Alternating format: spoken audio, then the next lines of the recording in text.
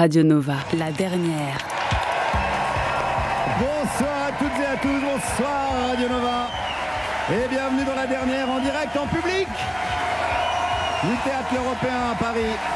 Nous sommes le dimanche 12 octobre et c'est avec le sens des responsabilités qui me caractérise que je vous annonce officiellement que je démissionne de mon poste de présentateur de la dernière sur Radio Nova. Je suis un moine soldat. Ma mission est terminée. Et c'est avec un grand plaisir et le sens du devoir qui me caractérise que j'accepte à nouveau la mission qui m'est donnée de présenter la dernière sur Radio Nova. Je suis un moine soldat. Ma mission ne fait que commencer. C'est cool. C'est trop cool d'être Sébastien Lecornu. Tu peux faire ce que tu veux. Non mais ça va trop vite. Ça, on n'arrive plus à écrire des blagues, ça va trop vite. N'allez pas pisser pendant l'émission, vous risquez de rater 3 gouvernements. Macron, il est tellement dans la sauce qu'il va s'inscrire à Top Chef. C'est une période de... Ouais, il y a une ref de télé, donc je sais que j'ai perdu du monde. Espèce de public d'un télo. C'est une période zinzin. Et ça tombe bien. On est formé pour ce type de période. La future ministre de la folie est avec nous ce soir. Juliette Arnaud. Ça va, Juju? Ouais, ça va très bien. T'es sûr, hein? Oui. T'es sûr, parce que période de zinzin, hein? Oui. On va avoir besoin de tes compétences, hein?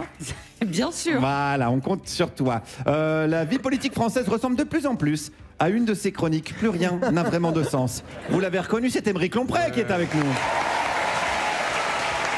Coucou. Ça va? Ouais, on est sur le coucou. Ouais, coucou. Ouais, pour le public jeune, finalement. Ouais, pour les jeunes, ça. Kikou. Pour les jeunes, ça. Kikou les jeunes. La grogne monte, le peuple râle. Et qui de mieux pour incarner tout ça que le petit prince du ronchonchon, Pierre-Emmanuel Barré. Salutations. Salutations distinguées. Bien sûr. Et nous rejoindrons pendant l'émission Hakim Omiri, Douli et Albert Moukébert. Allez, Belle émission. c'est parti pour les questions des auditrices et des auditeurs. Je rappelle que vous pouvez nous joindre, nous poser toutes vos questions. La dernière @radionova.com et on y répond tout de suite maintenant. Et on va commencer avec la question d'Agnès. Oui, serait-il possible d'avoir des publicités de gauche pendant l'émission, s'il vous plaît? Ou est-ce que ça n'existe pas? Mais enfin, Agnès, que diable, soyez consistante, merde. Bien sûr. Oui, je crie. Oui, bah oui, pauvre Agnès. Mais bien sûr que ça n'existe pas. Enfin, c'est-à-dire que, enfin, si, ça pourrait exister, mais la Civise, Anticorps ou l'Observatoire international des prisons, ils n'ont pas les moyens de se signaler par le truchement des plages publicitaires. Alors que Nestlé, oui. Et ça s'appelle en gros le capitalisme. Et là, vous vous dites, Agnès, mais pourquoi qu'ils font une émission anticapitaliste en procédant comme les capitalistes? Eh ben parce qu'on est comme vous, Agnès, pas très consistant. Ah, on embrasse Agnès. Ah ben, justement, à propos de publicité, passons à la question d'Anne-Sophie. Bonjour, l'équipe de... Bonjour Anne-Sophie. Ma question c'est... Oui. Qu'est-ce que vous faites pendant la pub? Ah, alors, très bonne question Anne-Sophie. Alors, bah, déjà, il faut savoir que les pubs sont très très longues. Hein. Encore aujourd'hui, on est désolé. Si on prend comme unité de mesure un gouvernement Lecornu, ça peut aller jusqu'à 5-6 gouvernements Lecornu. Hein. C'est très très très long. Alors, ce qu'on fait pendant les pubs, bah, souvent, c'est qu'on joue avec le public qui est là, qui s'ennuie sinon. Alors, on joue, on a des petits jeux. Par exemple, on joue à Nathalie Saint-Cric, une boîte de cirage ou les deux. C'est des petits jeux. Alors, c'est assez technique, petit exemple, elle fait reluire les pompes des politiques de droite. Les deux. Les deux, très bien, public de qualité. Elle a une carte de presse. Nathalie Saint-Cric. Nathalie Saint-Cric, ouais, non, c'est pas les deux. Nathalie Saint-Cric. Elle a du charisme. La boîte de cirage. La boîte de cirage. Vous pouvez jouer chez vous. Voilà, on fait ce genre de choses. Et maintenant, c'est Julien qui nous écrit. Salut la dernière. Est-ce que vous pourriez dire à Franck Leboeuf que je n'ai pas prévu de vendre ma voiture? Alors ça c'est vrai. Ouais, Ah bonne ouais, question. Moi, on est hyper d'accord. Eh ben, écoutez, non, je vais l'appeler. Non, on a- hein Je vais l'appeler. Bah alors Qui vas-y. Je vais appeler Franck Leboeuf. Bah, vas-y. T'appelles Franck Leboeuf? J'appelle Franck Leboeuf. Mais tu nous dis qu'on en a marre. Hein. Oui, je lui ai dit que je. Vous en avez marre ou pas des pubs de Franck Leboeuf? Non, je vais l'appeler. Tout le monde en a ras-le-bol. Ah, t'as un vieux téléphone quand même, j'ai l'impression. Ouais, Franck, c'est Émeric Tu de lui la dis. dernière. Ouais, je le dis. Je suis entouré de Juliette, Pierre et Guillaume. Ouais. Nous sommes en direct de Radio Nova. C'est à propos de la pub sur les bagnoles. Tu lui dis stop. Tu lui dis Tu stop. arrêtes de faire des pubs sur les bagnoles. Voilà. Une Clio, pourquoi? Tu as... Non, La couleur... Non, tu arrêtes. Jaune, elle est jaune, ma Clio. Non, tu arrêtes de faire la pub pour. Tu arrêtes. 5 portes, 80 000 km. Non. Non. Ouais, merci. Salut. Dis-lui. Mais tu es pas. Bah, il arrête alors. Mais tu m'as pas dit. Non, par contre, j'ai vendu ma Clio. Putain, il est fort ce Franck Leboeuf, hein. Allez, on passe à la question de Leslie. Bonjour, j'aimerais savoir pourquoi Pierre-Emmanuel a toujours des écouteurs pendant l'émission. Bonjour Leslie, tu es très observatrice. Effectivement, je porte mes écouteurs pendant toute l'émission parce qu'en réalité, j'en profite pour écouter Rire et Chanson. C'est comme la dernière, il y a de la musique, des blagues et des pubs, mais sans invité chiant. Allez, Ronchonne. on enchaîne avec une question que nous a envoyée Jean, élève de 3e. Jean, élève de 3e. Qui est élève en classe de 3e. Dans un lycée privé, certainement. Alors. Je vais faire en bourgeois. Avez-vous. Pauvre Jeannot. Avez-vous déjà été élu délégué de classe? Oh là là, délégué de classe quand vous étiez en 3e. Alors, Jean, en classe de 3e, Guillaume était surtout appliqué à jouer au foot, pendant qu'Émeric était surtout occupé à regarder le foot à la télé, pendant que Pierre-Emmanuel se demandait comment fabriquer des mines antipersonnelles pour insérer dans la pelouse du stade municipal de son quartier. Quant à moi, je n'étais pas élue parce que je me présentais pas aux élections, à cause de mon ego surdimensionné, parce que comme ça, je prenais pas le risque de pas être élue. Enfin, mon petit Jean, petit conseil avisé d'une fine observatrice de la vie politique, Jean, être élu, c'est surfait, soit nommé directement, voire renommé, puis change de prénom aussi. Sébastien, c'est mieux. Tout de suite, une question de Mathias. Est-ce que vous pouvez me faire un top 5 de mots d'excuses pour ne pas aller bosser lundi? Mais pourquoi un top 5, Mathias? Il en suffit d'un. Écrit sur un papier, cher patron, depuis que j'ai commencé à travailler chez vous, je n'ai cessé d'être exploité et sous-payé pour vous permettre une plus-value sur mon travail afin de ne rien branler de votre côté et continuer à vivre confortablement. Je pense que vous êtes une sombre merde et qu'on devrait vous reprendre les moyens de production et vous envoyer bosser dans les égouts 3 jours par semaine. Bien à vous, Mathias. Grâce à ce petit mot d'excuse, tu n'auras plus besoin d'aller travailler ni lundi, ni mardi, ni mercredi, ni plus du tout d'ailleurs. Allez, on passe à la question de Loïc. Bonjour. Oui. Il y a un petit délai parce que Loïc est certainement un peu loin. Bonjour. J'ai une randonnée à cheval de prévu. Savez-vous où je peux trouver un bon vendeur de mangue? Ah, très bonne question. Très bonne question, Loïc. Oui, oui, oui. Ah, il y a des amateurs de mangue. Ça me fait plaisir. Je conseille, bien sûr, la Colombie. Car saviez-vous que j'y ai goûté une mangue après 1h30 de balade à cheval? Je ne pensais pas qu'un fruit pouvait avoir un tel goût. Guillaume, on est d'accord que tu es encore en train de plagier Louis Sarkozy. Oui, là, je plagie le Louis Sarkozy, mais d'avant. Parce que celui d'aujourd'hui, c'est j'ai goûté une orange à la prison de la Santé. Après 1h30 d'attente au parloir pour voir mon père, je ne pensais pas qu'un fruit pouvait avoir un tel goût de seum. On termine peut-être avec une question de Cécile. Bonjour, cet été j'ai rencontré Pierre-Emmanuel au festival LOL et La La La et il a été adorablement gentil. Du coup, je m'interroge, était-ce bien le vrai Pierre-Emmanuel? Non, c'était un sosie, connasse. N'hésitez pas à nous envoyer les questions sur notre adresse mail, la dernière @radionova.com. Actu, questions sur l'émission, Morning Routine d'Emeric, on répond à tout. D'ailleurs, il reste une dernière question. Est-ce que vous en avez pas marre des mensonges des politiques? Eh bien, la réponse est bien sûr que si. C'est pourquoi je vous propose d'autres mensonges, les mensonges des publicitaires. Vous êtes toujours sur Radio Nova, la dernière, Juliette Arnaud, Emeric Lomprey, Pierre-Emmanuel Barré. Il est 18h16, il est temps d'accueillir notre invité du dimanche.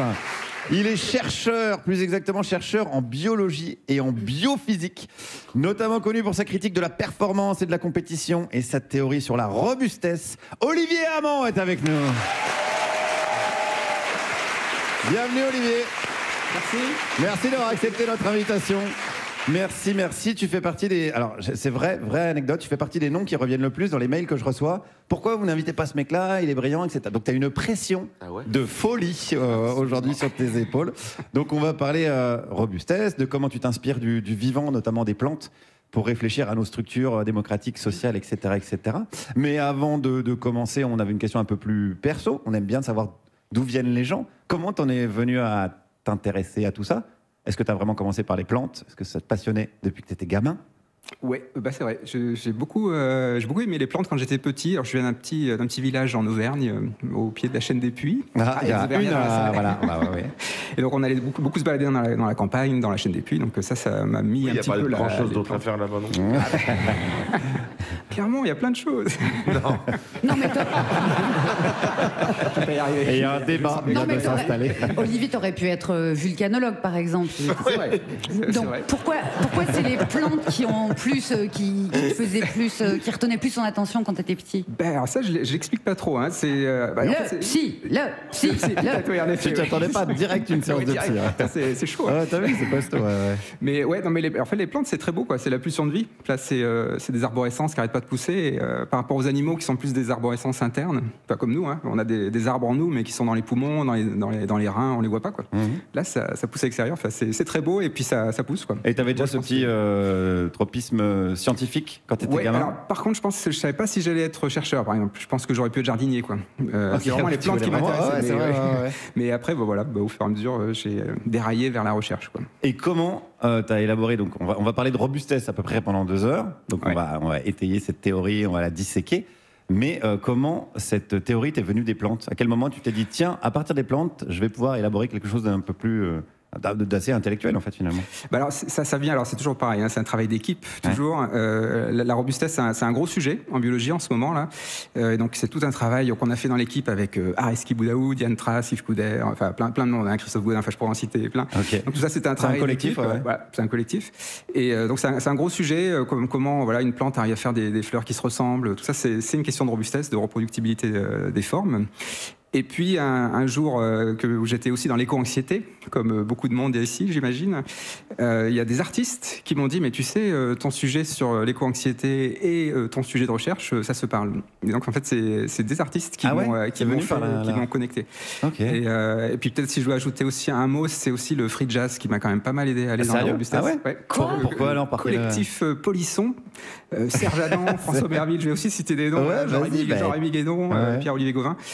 C'était une super expérience d'improvisation de jazz, moi qui venais plutôt de la musique classique, quoi. Enfin un peu, on suit la partition, Ok. le solfège, tout ça. Et là, d'un seul coup, il y a un monde qui s'ouvre. Et en fait, c'est de la robustesse musicale. En fait, on se jette à l'eau. Ce qui va faire le jeu, c'est les erreurs, c'est les imprécisions. Donc en fait, c'est comme le vivant. Il y a un lien. En fait, Ok. donc voilà, tout ça, ça s'est un peu raccroché, quoi. Alors avant de parler de la robustesse, tu as déjà une vaste critique de la compétition et de la performance. D'où ça t'est venu cette aversion pour la compète? Moi j'ai la même, mais c'est parce que j'étais nul. Et du coup je disais de toute façon, vous les gagnants, vous êtes des gros nuls. Il y avait un peu de J'étais somme. nul en sport, moi. Donc, Ah tu vois, il y a peut-être un peu de ça. Ouais. Et ça, oui, je m'en souviens très bien. Je faisais du tennis donc et tu as je appris ça. suis un tennisman qui n'a jamais marqué un jeu. c'est vrai? J'ai arrêté très très tôt la compétition. Parce qu'en fait, Je ça crois me- qu'on ça s'est me même pas saoulait, marqué un jeu, quoi. Tellement que- Je crois que c'est pour ça. Oui, c'est la compétition qui t'a arrêté même on peut dire. C'est Ouais. peut-être ça, oui. c'est vrai. Et alors pourquoi cette performance nous fout dans la merde aujourd'hui? Alors, c'est. On va citer des exemples, mais Ouais, d'abord, non, mais il y a plein de raisons, mais j'aime bien citer le fameux adage zen qui dit que quand on atteint son objectif, on a manqué tous les autres. Oh. Et ça, c'est la critique de l'efficacité. Voilà, l'efficacité, c'est atteindre son objectif. En fait, voilà, c'est les indicateurs de performance, ça permet surtout de se canaliser, quoi. Et on oublie tout le reste. Donc ça, c'est un truc. Mais après, c'est plus simplement, on a tout suroptimisé. Toutes les technologies, on le voit, hein, ça craque de tous les côtés. L'économie, le social. En fait, on est dans un burn-out là. Par exemple, il y a quand Parce même un qu'on chiffre. recherche cette performance à Voilà, tout prix exactement. avec des critères très précis qui nous bloquent, c'est ça? Exactement, tu veux dire? exactement. Ouais. En fait, c'est devenu un culte. Ouais. Au sens d'une dérive sectaire. C'est que le mot performance, il est partout et il est toujours positif. On va parler Ouais. de performance pédagogique, de performance énergétique, tout ça.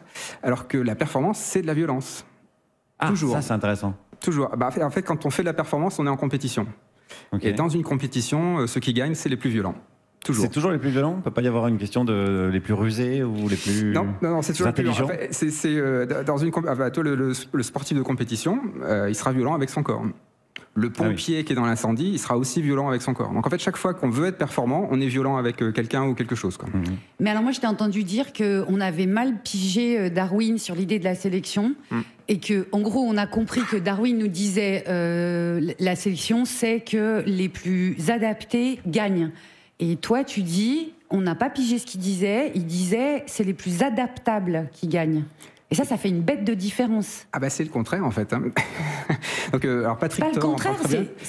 c'est vraiment une autre vision des choses. Oui, c'est vrai, c'est Et donc ça vrai, fait que la ouais. performance, tout à coup, n'est plus tout en haut de la hiérarchie des choses à atteindre. Exactement. En fait, quand on lit bien Darwin, Darwin, il écrit l'origine des espèces, c'est en 1859. Donc, on est en pleine révolution industrielle. Et on prélève dans Darwin, dans l'origine des espèces, la partie qui satisfait le culte de la performance. Et donc il dit, bah voilà, sélection des plus adaptés, et donc après eugénisme et tout le bazar, hein, Spencer et compagnie, enfin c'est vraiment une catastrophe. Ouais. Donc voilà, donc Patrick Thor en parle très bien, Yoann Chapoutot aussi d'ailleurs, enfin voilà. Donc, et en fait, quand on lit bien Darwin, Darwin par exemple, il était vraiment intéressé par les organes rudimentaires. Donc alors chez nous, hein, les organes rudimentaires, c'est le dernier orteil, c'est les muscles derrière les oreilles, enfin en gros des trucs qui ne servent à rien. Enfin si on cherche bien, l'appendice. Voilà, l'appendice qui ne sert presque à rien. Enfin il y a un petit rôle quand même, mais qui est un peu secondaire. Et pour Darwin, c'est le laboratoire. Parce qu'en fait, si ça sert à rien, ça va pouvoir dévier, quoi. Ça va pouvoir partir ailleurs. Et donc, en gros, la nature teste un chemin, voilà. Et des fois, ça peut prendre. Okay. En fait, Darwin, il nous dit qu'il y a d'abord des solutions et ensuite, on va trouver le problème. Donc, il faut penser un peu à l'envers. Ah oui, c'est carrément... Oui, la nature n'est pas performante, du coup. La nature n'a pas de recherche d'efficacité à moyen terme. Oui, vas-y, Juliette. Qui avait intérêt, à l'époque de Darwin, à faire semblant... Alors, est-ce que délibérément, il y a des gens qui n'ont pas compris ce qu'avait écrit Darwin, ou, deuxième possibilité, il y avait des gens qui avaient littéralement intérêt à transfigurer ce qu'il avait trouvé? Alors, les successeurs de Darwin, enfin ceux qui se sont inspirés de Darwin, ont vraiment prélevé la partie performante. Même Darwin s'est fait avoir, quand même, il faut le dire aussi. C'est qu'en fait, entre la première édition, enfin, je vais faire un truc de spécialiste, mais entre la première édition de l'origine des espèces et la 5e, il y a déjà une évolution. En fait, Darwin se fait teinter de ce qu'on lui dit sur le darwinisme social. Et donc, lui-même commence à se faire avoir. Donc, en fait, c'est vraiment dans la culture. Et c'est ça le problème, d'ailleurs. C'est pas tellement la performance, le problème. C'est la culture de la performance qui devient une culture de la violence. On va en parler jusqu'à 20h. Merci d'être avec nous, en tout cas, Olivier. On a parlé un petit peu de musique. Eh ben, on va en écouter de la musique, puisque la musique est le refuge des âmes ulcérées par le bonheur. Donc, allez tous vous faire bien cuire le cul, disait Sioran, après 3 whisky coca. Qu'est-ce qu'on va écouter, Juliette? Eh bien, Guillaume, on va écouter la chanson préférée de karaoké d'Émile Sioran, qui s'appelle The Seed 2.0, The Seed, la graine, parce que c'est la base, la graine, n'est-ce pas, Olivier? Bon, là, le chanteur, il cause d'une de ses petites graines à lui qui va pousser dans une dame aimée, si bien qu'ils vont avoir une fille et ils l'appelleront Rock'n'Roll. Vous êtes toujours sur Radio Nova, la dernière, Juliette Arnaud, Aymeric Lompré, Pierre-Emmanuel Barré et notre invité Olivier Hamon. On parle de performance, on parle de robustesse. Mais en attendant de retrouver Olivier, c'est le retour du boss, le patron de la riposte, toutes les semaines sur Radio Nova. Et avec nous aujourd'hui pour une chronique, Hakim Omiri. Salut. Salut les gens. Alors, cette semaine, Ursula von der Leyen s'est mangé 2 motions de censure au Parlement européen. Alors, je sais qu'il y en a qui se disent « Ah, c'est qui Ursula von der Leyen ?» C'est elle qui décide pour l'Union européenne. Et là, il y a des gens qui se disent « Bah oui, mais nous, on vote pas pour ces gens-là. » Et ben c'est normal, c'est parce qu'on n'est pas en démocratie, en fait. 2 motions de censure, on dirait la France, le truc. Mais la ressemblance, ça s'arrête pas là. Elle a réussi à y échapper parce que les socialistes l'ont soutenue. Putain, les socialistes, ils trahissent même à l'international, c'est incroyable. Ursula, c'est du conflit d'intérêts, un soutien à Israël et une manière de gouverner aussi verticale qu'un fou qui se fait appeler Jupiter. Oui, parce que Ursula von der Leyen, c'est Macron mais sous Erasmus. Elle utilise tellement McKinsey que Macron, il lui envoie des messages pour qu'elle rabaisse la lunette quand elle sort du cabinet. C'est un jeu de mots, ouais. Et les fachos, ils cassent les couilles à se demander si Brigitte c'est un homme ou pas, alors qu'on s'en fout royal, mais ils voient pas que Ursula, même sans tub, ça l'empêche pas de nous la mettre. Elle soutient Israël sans même faire semblant de reconnaître la Palestine. De toute façon, elle reconnaît rien. Surtout quand elle s'est fait gauler pour avoir négocié en secret par SMS avec Pfizer les doses de vaccin. Par SMS, ouais. Ouais. Les SMS, ils sont pas secrets, on les a tous reçus. C'était tu veux te faire baiser par une femme chaude de ton continent? Envoie Ursula au 7-12-12. Après, elle a déclaré à la justice qui réclamait les messages « Ah, désolé, j'ai effacé la conversation. » Ouais, bah ça marche, hein. Elle a effacé une conversation à 35 milliards d'euros, mais oups. Moi, si je perds le justificatif d'un ticket de métro, mon comptable, il m'appelle en me disant « T'es un malade ?» Mais bon. Dans l'Union européenne, on est 450 millions d'habitants, ok? Pour le Covid, elle a commandé 4,6 milliards de doses de vaccins. ça fait 10 doses par habitant. Les chiffres, ils sont pas bons, hein, je suis désolé. Et là, je vous vois venir, c'est complotiste, t'es complotiste. Non, c'est des maths, en fait. L'algèbre, c'est un complot? Non, c'est arabe. Bah, du coup, pour les racistes, c'est un complot, j'avoue. Et en même temps, la meuf, elle s'appelle Ursula, c'est un nom de méchante dans Disney, on aurait dû le voir venir. La hyène. Elle veut nous imposer le libre-échange, et je parle pas des soirées coupes que me proposent Émeric et Pierre M, je parle d'agriculture. Et quand je parle d'agriculture, je parle pas des herbes médicinales que fume Émeric. Je parle de produits toxiques et nocifs comme ceux que prennent les amis d'Émeric. Elle veut ouvrir le marché européen à la concurrence sud-américaine. Alors ok, ça ouvre des belles perspectives pour l'amour est dans le pré. Mais ça va être relou en fait. Quand Roberto, éleveur, avec l'accent latino, il va choper toutes les candidates et repartir avec Karine Le Marchand, faudra pas pleurer en fait. Karine, elle sera là. Allez Roberto, parle-moi encore. Dis-moi que Sarkozy, il est innocent. Alors qu'en vrai, Karine, c'est comme le glyphosate, ils peuvent la garder. Après, je dresse un portrait un peu négatif de Ursula, mais... elle a des bons côtés, déjà, elle est à mort pour l'écologie. En 3 ans, elle a pris que 60 fois un jet privé pour des trajets parfois de 50 km. Non. Ouais, 50 km. Je sais même pas si l'avion il a le temps d'atteindre le ciel. 50 km en jet, ça se trouve, elle prend des jets, mais pour rouler. Je pense, si vous voyez un jet sur une aire d'autoroute, ou qui fait un créneau devant un cabinet, c'est Ursula en fait. Je tiens à préciser une chose, je pars pas d'elle parce que elle serait corrompue et qu'elle agit contre nos intérêts. Non, je parle d'elle parce que je la déteste, en fait. Ouais. Ben oui, non mais attends, elle a pas été élue. Déjà Macron, on l'écoute pas. On va quand même pas écouter une gonzesse. Ouais, voilà, Van der Leyen, c'est la seule meuf au monde où on a le droit de faire des blagues masculinistes. Ouais. C'est-à-dire que quand je l'entends 2 minutes, j'entends ça. La place de la femme, c'est à la cuisine. Voilà. Et je vous le dis, hein, les vannes misogynes, c'est autorisé. Hein. C'est comme les vannes grossophobes sur Meyer Habib ou Gérard Larcher. C'est même recommandé à ce niveau-là. Et me faites pas chier, parce que je suis pas venu pour vous faire rire, en vrai, je suis venu pour vous choquer. C'est à gauche d'un côté, t'as des gens qui font des blagues et du diabolo, et puis de l'autre côté, t'as des gens qui boivent du thé, qui livrent des livres de Bourdieu en fumant des pipes. C'est pas possible, en fait. À un moment donné, il va falloir être mal poli et bousculer des gens. C'est ça que je suis en train de vous dire. Il faudra pas demander de consentement au moment de la bousculade. Non, parce que je vous connais. Vous allez dire, ça te dérange si en fait, je mets mon poing dans ton visage à une vitesse... Là, vous êtes en train de vous dire, mais attends, il est pas en train d'appeler à l'insurrection sur une radio nationale? Et non, c'était un prank. C'était un prank, c'était une expérience sociale, car en vrai, depuis le début, je suis Pascal Pro avec un masque. Et ouais, je vous ai niqué. Ah, je ferai pas mieux comme désamorçage. Je vous le dis tout de suite. Bonne soirée et à mardi pour la riposte. Vous êtes au top. Merci Hakim.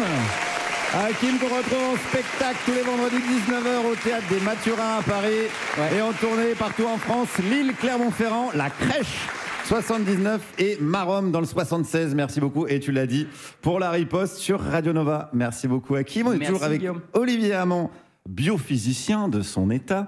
On parlait de performance et de robustesse, et Hakim parlait de démocratie, quelque part. On ne sait pas où, mais l'idée de démocratie. Est-ce qu'en ce moment, ce qui se passe en France, c'est aussi pour toi un indicateur que la performance, c'est de la merde? Qu'on a construit une 5e République sur l'idée qu'il fallait être efficace et performant, et qu'aujourd'hui, on sent que ça pète. La réponse est dans la question, j'ai l'impression. Ah oui, exactement, ouais, ça craque. Ouais. Si tu me disais pas du tout, j'aurais été déçu. Ouais. Non, mais il y a Pascal Horry qui parlait de démocratie autoritaire. C'est ce qu'on a là.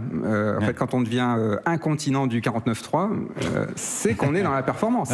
Et donc dans une forme de violence. Mais tu veux dire que c'est un outil qui a été créé dans cette optique-là, d'être efficace, performant, je sais pas comment on peut dire. Pour zapper le Parlement. Et donc Ivan Chapoutot dire même que c'est le 48.2 de la République de Weimar qu'on a réactivé. Ouais. Donc c'est incroyable comme on est vraiment dans ce compas depuis longtemps. Mais il y a plein d'autres choses. En effet, le président qui est tout puissant, etc. Donc en effet, il va falloir dérailler de la 5e République. Ouais. Il y a un exemple que tu donnes beaucoup, je trouve, qui est assez efficace, c'est le canal de Suez. Pour parler de ce culte de la performance, est-ce que tu peux nous décrire ça? Le canal de Suez, donc c'est pratique parce que c'est de l'optimisation. On fait un transport plus court, évidemment, on passe pas par toute l'Afrique. Et ça, c'est 12% du transport maritime international. Donc c'est quand même majeur. Et il suffit qu'il y ait une bourrasque de vent et il y a un bateau qui se met en travers, hein, comme en 2021 là. Et là, ça bloque tout le transport pendant des mois. Enfin, je veux dire, ça bloque pendant des semaines, mais ça a des impacts pendant des mois pour les entreprises. Et puis là, on se rend compte qu'on dépend de la Chine, de l'Inde pour des médicaments. D'un seul coup, il était temps quand même de réaliser que c'était suroptimisé et très fragile. C'est-à-dire que quand ça marche très très bien et c'est très efficace. Et dès qu'il y a le moindre petit truc, ça déconne durablement. Ouais. Tu fais aussi pas mal la différence entre efficience et efficacité. Est-ce que tu peux nous faire un petit point sémantique? Alors, efficacité, c'est atteindre son objectif, et efficience, c'est avec le moins de moyens possible. Et donc la performance, c'est la somme des deux. Atteindre son objectif avec le moins de moyens possible. Donc c'est vraiment la canalisation, presque au sens suézien du terme. Et donc là, on voit bien que l'objectif, c'est de gagner la compétition, d'être performant, comme tu l'as dit, et d'être en tête. Mais est-ce que, je fais l'avocat du diable, la compétition, ça n'a pas quand même quelques vertus? Si, alors je parlais du pompier tout à l'heure. Là, le pompier, il ne faut pas qu'il fasse une approche participative avant d'aller au feu. Hein. C'est clair, hein, il faut y aller tout de suite. Attendez, il y a Olivier avant, il a dit que non. C'est ça. Sur l'échelle en même temps. Mais le pompier, c'est un bon exemple. C'est Laurent Marceau qui en parle beaucoup, parce que lui-même, il est pompier volontaire. En fait, quand il est au feu, il est là au feu pendant 20 minutes. Mais après, il y a un mécanisme, il doit en sortir, et c'est une tierce personne qui doit l'autoriser à y retourner. Parce qu'il y a tellement d'adrénaline qu'en fait, on a envie d'y rester. Et il y a vraiment un mécanisme, on leur dit, là, non, là, t'es trop cramé, là, faut que t'arrêtes, quoi. Mais non, je vous jure, c'est bon, je le fais. Oui, Juliette. Et est-ce que tout ce que tu viens de nous raconter, ça a un rapport direct, prouvé, avec l'épidémie de burn-out qu'on voit tous autour de nous, quand ça ne nous concerne pas, nous, directement? Non, ça, c'est à cause de Guillaume. Possible. Pierre, je l'amenais, mais de côté. On travaille trop. Oui, il y a un chiffre incroyable, hein, en 2024, en France, combien il y a eu de déclarations de burn-out en France en 2024? 2,5 millions de personnes. 11% de la population active. Donc l'épidémie de burn-out... Des personnes différentes? Oui. Sinon, il y a un vrai problème. Mais c'est dingue. Ouais. Et ça, c'est que la partie émergée d'un burn-out planétaire. Parce que non seulement on se crame entre nous, les humains, mais en plus, on crame la nature. On perd 70% des vertébrés en 50 ans. Quoi. C'est assez ça qui se passe. Quoi. Tout ça, c'est le produit de la performance. Et d'où ça vient alors, dans l'histoire de l'humanité? Est-ce que c'est le néolithique? Alors là, je ne vais pas donner d'explication. Enfin, c'est très complexe. Mais il y a quand même une explication biologique. Alors, je vais juste faire mon biologiste. Allons-y. Quand on met des êtres vivants dans un lieu d'abondance, dans un monde stable, dans une niche écologique où tout va bien, où il y a plein de ressources, ils font de la compétition et de la performance. Alors, sans vouloir nous réduire à des fourmis ou des chênes, hein, c'est quand même plus compliqué. On a l'écriture, des jeux sociaux, etc. Mais quand même, nous, on a eu l'agriculture qui a sécurisé la prise alimentaire. Après, les plantations, la colonisation, les esclaves, tout ça, le charbon, le pétrole, aujourd'hui les métaux. Chaque fois qu'on a de l'abondance de matière, on essaie de la dissiper le plus vite possible et on fait de la compétition et de la performance. Donc, en tout cas, c'est un des ingrédients pour moi qu'il ne faut pas rater, quoi. Ah, mais ça veut dire que tu es plutôt optimiste quant au chaos qui arrive, parce que tu te dis, cool. Exactement. Ça va être la merde, mais au moins on va retrouver le goût de la collaboration. Le mot est un petit peu piégé. Coopération. Voilà. On va pas. Donc c'est ça un peu, ouais. Ouais. En fait, on a déjà basculé. C'est ça qui est fou. Ah oui, tu veux dire que c'est déjà. On a déjà basculé. En fait, il faut arrêter de faire des plans à 2050, hein, parce qu'en général, quand on fait des plans en 2050, on fait rien jusqu'en 2049. Puis en 2049, on panique. Quoi. Ouais. Donc en fait, non, on a déjà basculé. Et si on regarde, pour moi, c'est 2010-2020. La décennie. Mais concrètement, comment tu vois la crise financière. Ça, c'est l'arrêt de mort d'un système financier, quand même. C'était énorme. Hein. Enfin, on s'est peut-être pas trop rendu compte, mais c'était vraiment une énorme crise. 2020, c'est la crise Covid, mais entre deux, il y a plein d'indicateurs. Par exemple, l'espérance de vie en bonne santé aux États-Unis, elle augmente jusqu'en 2012. Elle baisse depuis 2012. Oui. Et puis plein de trucs, hein, mais même les trucs plus joyeux, hein, les fresques du climat, tout ça, l'atelier d'automne, ça c'est créé pendant la décennie 2010-2020. L'agroécologie, c'est là où ça décolle. Le tout réparable, c'est là où ça décolle. En fait, on a changé d'économie, mais c'est sous le radar. Alors maintenant, il faut habiter ce monde-là, quoi. Et le monde d'avant, il est mort, en fait, il est zombie. Voilà. Ok. Non, mais ça fait du bien d'entendre ce type de discours. Oui, c'est un peu ambivalent. On se dit, on va mourir. Mais non, en fait, peut-être pas. Il y a un petit ascenseur émotionnel. L'idée, c'est que, puisqu'on fait partie du vivant, nous les êtres humains, on a en nous les moyens d'être des êtres plus adaptables. Et c'est le moment où il va falloir montrer où c'est qu'on a rangé notre robustesse. Exactement. J'aime bien prendre l'exemple du TGV, parce que je prends beaucoup le train. Quand tout va bien, chacun est dans son ordinateur. Enfin, moi le premier d'ailleurs. On bosse tous en silo. Donc là, c'est plutôt compétition-performance, quoi. Donc voilà. abondance, stabilité, performance. Et puis si le TGV, alors sur un Lyon-Paris, il s'arrête vers le Creusot là, et puis bon, il n'y a pas trop d'informations, on sait pas trop bien ce qui se passe, voilà. Bah là, les gens, on sort de son ordinateur et on commence à discuter avec son voisin. Ouais. Bah, on coopère. Donc en fait, enfin, c'est un début de coopération, mais c'est tout bête, hein, mais ça veut dire on est bien câblé, quoi. Faut juste l'accueillir, ce truc-là. C'est presque un nouveau service écosystémique. Ça va tanguer de plus en plus fort. Ouais. Ben voilà, il faut maintenant développer la robustesse. Est-ce que vous êtes prêts, les Européens? Vous êtes prêts à ça ou pas? On vous sent un petit peu mi-figue pour l'instant, mais on a jusqu'à 20h. Merci Olivier, reste avec nous. On a encore plein de questions à te poser, mais comme on est comme toi, hein, on n'aime pas la performance. Donc on se met régulièrement des bâtons dans les roues en coupant notre émission avec des pages de publicité. Vous êtes toujours sur Radio Nova. La dernière, Juliette Arnaud, Émeric Lompré, Pierre-Emmanuel Barré, Hakim Omiri qui est resté avec nous. Et notre invité, le biophysicien Olivier Hamon. On parle de robustesse et on en a bien besoin en ce moment dans ce monde fragile, ce monde en panique. La France a peur. Arrêtez! Personne n'a craqué! Contexte tendu et compliqué, crise politique majeure. On parle beaucoup en ce moment du manque d'union de la gauche. C'est vrai, oui, ça existe, mais à droite, c'est pire. Et sur CNews, ça défibrille fort. LR refuse de regarder du côté du RN. Ils ne sont pas d'accord sur l'âge du départ à la retraite. Mais je vous garantis que quand on sera sous le régime de la charia, je pense que l'âge de la retraite, c'est pas qu'on n'en aura rien à cirer, mais pas loin. Voilà, ils n'ont pas le sens des priorités à droite en ce moment. D'abord les Arabes, et après on voit ce qui se passe. Bientôt les vieux, ils n'auront plus mal au dos, parce qu'ils bossent jusqu'à 70 ans, mais à cause des prières. Enfin, c'est ça le vrai danger. La 5e lombaire, 5 piliers de l'islam, coïncidence? Je ne crois pas.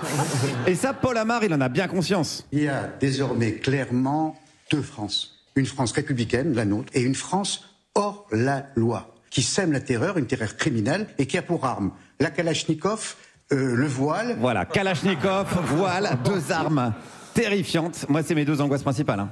Je ne sais pas si vous avez déjà vu ce gang là qui sévit en ce moment, qui fait des attentats avec des voiles. Et ça, c'est des femmes, hein, souvent. Elles ont leur voile. C'est terrible. Ça me fout les frissons. Alors, ce qui est terrible aussi pour la droite, c'est la gauche, sur laquelle on ne s'acharne pas assez. On devrait, si on le fait pas, on devrait, parce que ces gens-là n'aiment pas la France, ils n'aiment pas nos institutions. Gauthier Lebret, il n'aime pas Noël, il n'aime pas les sapins de Noël, il n'aime pas les barbecues, il n'aime pas Miss France, il n'aime pas le Tour de France, il n'aime pas Sardou, enfin, il n'aime pas ce que nous sommes. Là, c'est bon, on a le bingo dans l'ordre, normalement. Non, mais attendez, oui, ça m'étonne pas du tout ce que vous êtes en train de faire. Je sens qu'il y en a parmi vous qui se sont reconnus, hein. Vous êtes sardouphobe, Noëlphobe, barbecue-phobe. Vous nous rappelez les pires heures de l'histoire de la vie de Sandrine Rousseau. C'est horrible.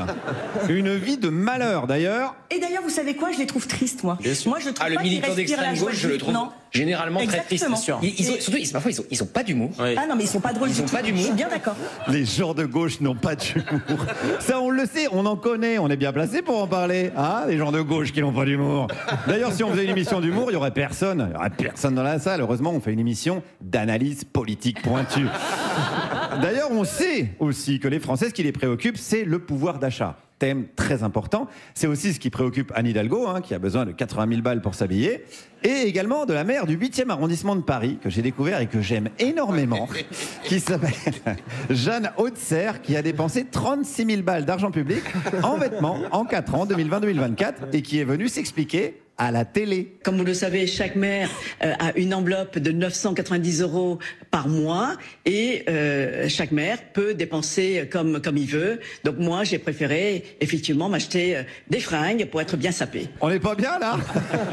Détendu du dressing. Ah ouais. Elle est libre, hein, Jeannette, hein. Ah, il y en a même qui disent qu'ils l'ont vu planer. Hein. Mais elle comprend.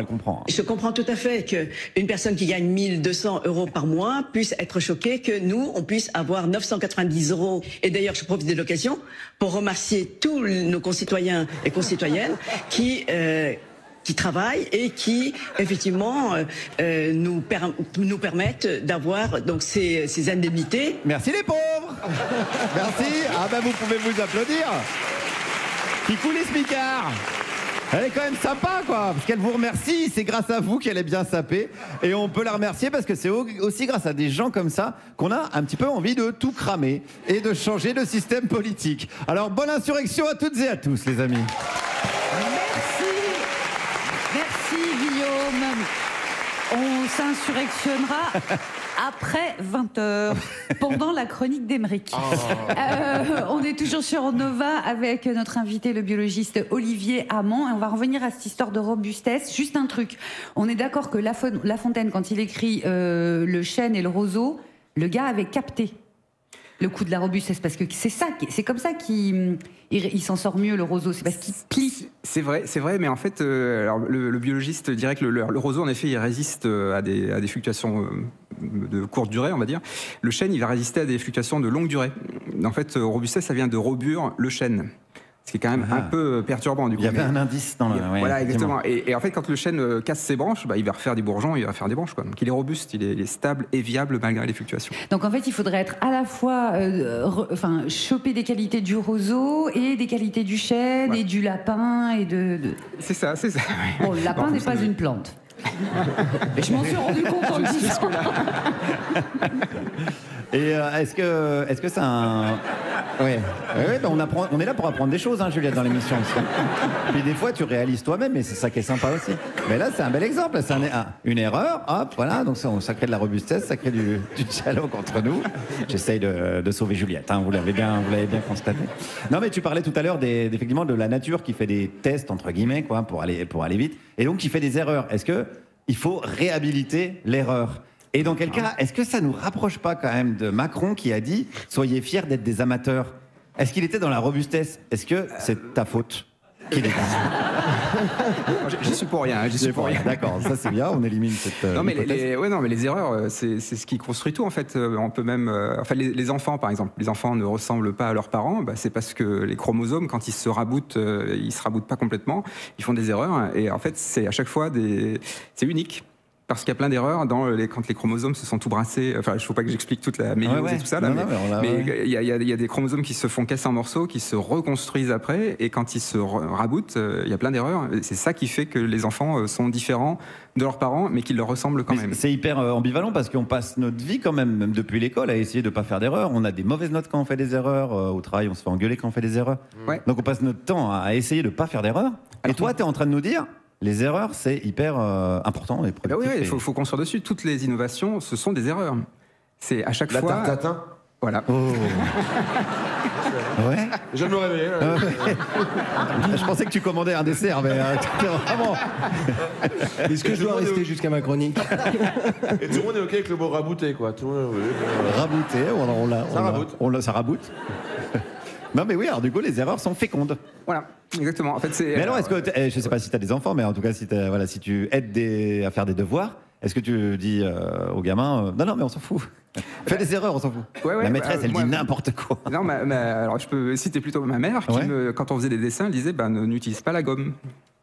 Et c'est intéressant parce qu'en fait, quand t'as pas la gomme, t'es obligé de faire quelque chose avec tes traits, quoi. Oui, tu raboutes après, tu raboutes. Et la robustesse, est-ce que ça a quelque chose à voir avec la résilience, qui est un mot qui est devenu un peu à la mode, ou alors pas du tout? Alors, il y a des liens. Il y a des liens. C'est en fait pour moi il faut que je fasse court. Hein. Non, pas forcément. Non, encore. Vas-y, tu peux. Parce que moi, la résilience, j'aimais bien au début parce que c'était l'arrêt de mort du développement durable. Et de la croissance verte. C'est que le développement durable, la croissance verte, c'est la croissance, toujours. Oui, on change pas de modèle, on continue et on verra. La résilience, c'est on tombe et on se relève. Ouais. Donc il y avait cette idée que on va pas être dans la croissance éternelle, mais sauf que la résilience, ça devient un peu une injonction à tomber pour sélectionner les résilients. Politique nationale de la résilience au Japon après Fukushima, pour ne pas avoir peur des radiations, il faut s'exposer. Ah oui, moins fun. C'est moins fun, là, voilà. Et puis après, il y aura plein de choses à dire sur mais en fait, la robustesse, c'est beaucoup plus, pour moi, c'est plus joyeux. C'est que la résilience, c'est désastro-dépendant. Il faut qu'il y ait un désastre pour qu'on remonte la pente. La robustesse, c'est juste la pulsion de vie, quoi. On crée un espace de viabilité, et là-dedans, les trajectoires sont plurielles, quoi. On peut tomber, se relever, mais on peut aussi monter, on peut descendre, on peut osciller. Enfin, tant qu'on est dans l'espace de viabilité, on est robuste. Tu viens d'employer le verbe osciller et c'est pas rabouter. C'est un autre verbe du premier groupe également. J'apprends plein de choses. C'est très important. C'est très important dans ton travail l'idée de l'oscillation, c'est ça? Ouais, parce qu'en fait, quand on dit que je l'ai dit d'ailleurs, la robustesse c'est stabilité et viabilité. La stabilité, elle est toujours dynamique. c'est qu'en fait les êtres vivants ils oscillent tout le temps. Et le plus simple c'est de en fait, se rendre compte qu'il y a plein de cycles dans le vivant. Le cycle cellulaire, le cycle menstruel, le cycle circadien, tout ça c'est des cycles. Donc ça veut dire que ça oscille quand on le déplie dans le temps. Et ça absorbe les chocs. Parce que quand on oscille, c'est comme un amortisseur. Un amortisseur, c'est pareil, ça oscille comme ça. Là. Donc ça absorbe les chocs et ça crée un espace de transformation. Parce que dans cet espace-là, on peut trouver d'autres chemins en fait. Ça met du jeu dans les rouages. Ça met du jeu dans les rouages. Impeccable. Eh bien, on va rabouter tout ça, Olivier, dans quelques minutes. Mais avant, j'aimerais donner la parole à notre enquêteur, notre fin limier. Aymeric Lomprey a enquêté sur toi et a découvert des choses absolument folles. Voici donc ce que vous ne savez pas sur l'invité et que même l'invité ne sait pas sur lui-même. Breaking news. On vient de l'apprendre à l'instant. Restez avec nous. Oh my fucking god. By Aymeric Lomprey. Olivier Amand, bonjour. Bonjour. Il était déjà là, mais oui, pas de problème. Alors, Olivier Amand, avant de parler de votre passion pour les puzzles, je voudrais juste vous dire que voilà, je vous adore. Voilà, je vous adore. Parmi tous les invités qu'on a eus, vous êtes mon deuxième, juste après Victor Wembanyama. On l'a pas eu, hein. On n'a pas eu Wembanyama. Vous êtes passé premier. Allez, on y va. Donc, je le disais en préambule. Là, il est bien envoyé, celui-là. Bien envoyé. Ça oscille. Non. En plus, préambule, moi je pensais que c'était les gens qui marchaient sur les fils et tout. Ouais. Donc je disais, vous êtes donc un fervent féru du puzzle. Voilà, alors, on dit puzzle, on dit puzzle. Je sais que nous, au club, on dit puzzle. Mais alors bien sûr, le puzzle, ici, c'est une passion que nous partageons tous. Oui. Nous sommes tous friands ici d'après-midi d'automne pluvieuse dans le Perche, seuls à faire des puzzles tout en écoutant un vieil album de bruit de pluie. Mais vous allez encore plus loin, mon Olivier, puisque vous avez... Alors déjà, vous avez appelé vos deux chats Big Ben et 3D. Voilà. Même si vous avez déclaré dans Puzzle Magazine, les puzzles 3D, je les emmerde. Et pourquoi pas des Scrabble en braille. Il c'est passionnant. Ouais. Alors, vous faites partie donc du club, l'association des foufous du puzzle. Et vous avez en 2002 remporté le championnat de France de puzzle. Titre que vous avez fêté avec cette mémorable soirée qui s'est terminée, vous me disiez en loge, pas loin des minuit. Hein. On imagine la liesse. Alors, bien sûr, plein de questions nous taraudent. Comment qu'on gagne? C'est un championnat de rapidité, de créativité. On est sur la performance, l'esthétisme. Et bien sûr, quel est le taux de suicide dans cette activité? Voilà, on vous laisse répondre. On vous laisse recoller les morceaux. Oh.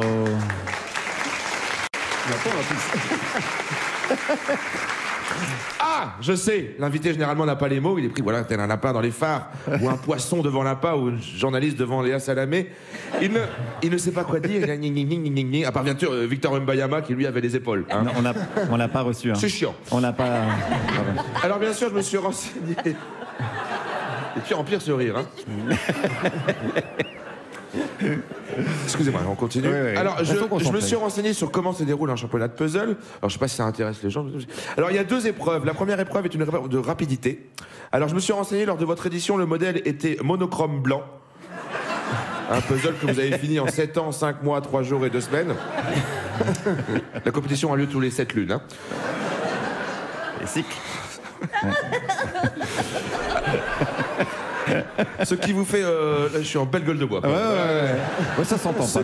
Je transpire, quoi. Ouais. Alors, bon... Ce qui vous fait donc arriver à la deuxième place, derrière, bien sûr, le champion en la matière, hein, l'américain Phil Ryan Boris John Bill Bill. Cependant, alors là, félicitations, puisque vous remportez l'épreuve esthétique avec le modèle de votre propre chef intitulé Flacon de gel douche. Alors, une question nous vient. Êtes-vous prêt pour la prochaine compétition? Et qui se tiendra, je le rappelle, dans notre belle ville d'Auxerre. Je mettrai bien sûr le lien de la billetterie pour assister à cette compétition en tant que spectateur, car je rappelle, il reste encore beaucoup de places à vendre, puisque aucune place n'a été vendue. Merci beaucoup. Merci Aymeric pour cette enquête. Merci, on en apprend plus sur l'invité parce qu'on sent que sa modestie l'honore, donc il n'a pas osé nous dévoiler tout ça. Merci beaucoup Aymeric Lomprey. La musique donne une âme à nos cœurs et des ailes à la pensée. bordel, elle est forte, c'est weed, disait Platon.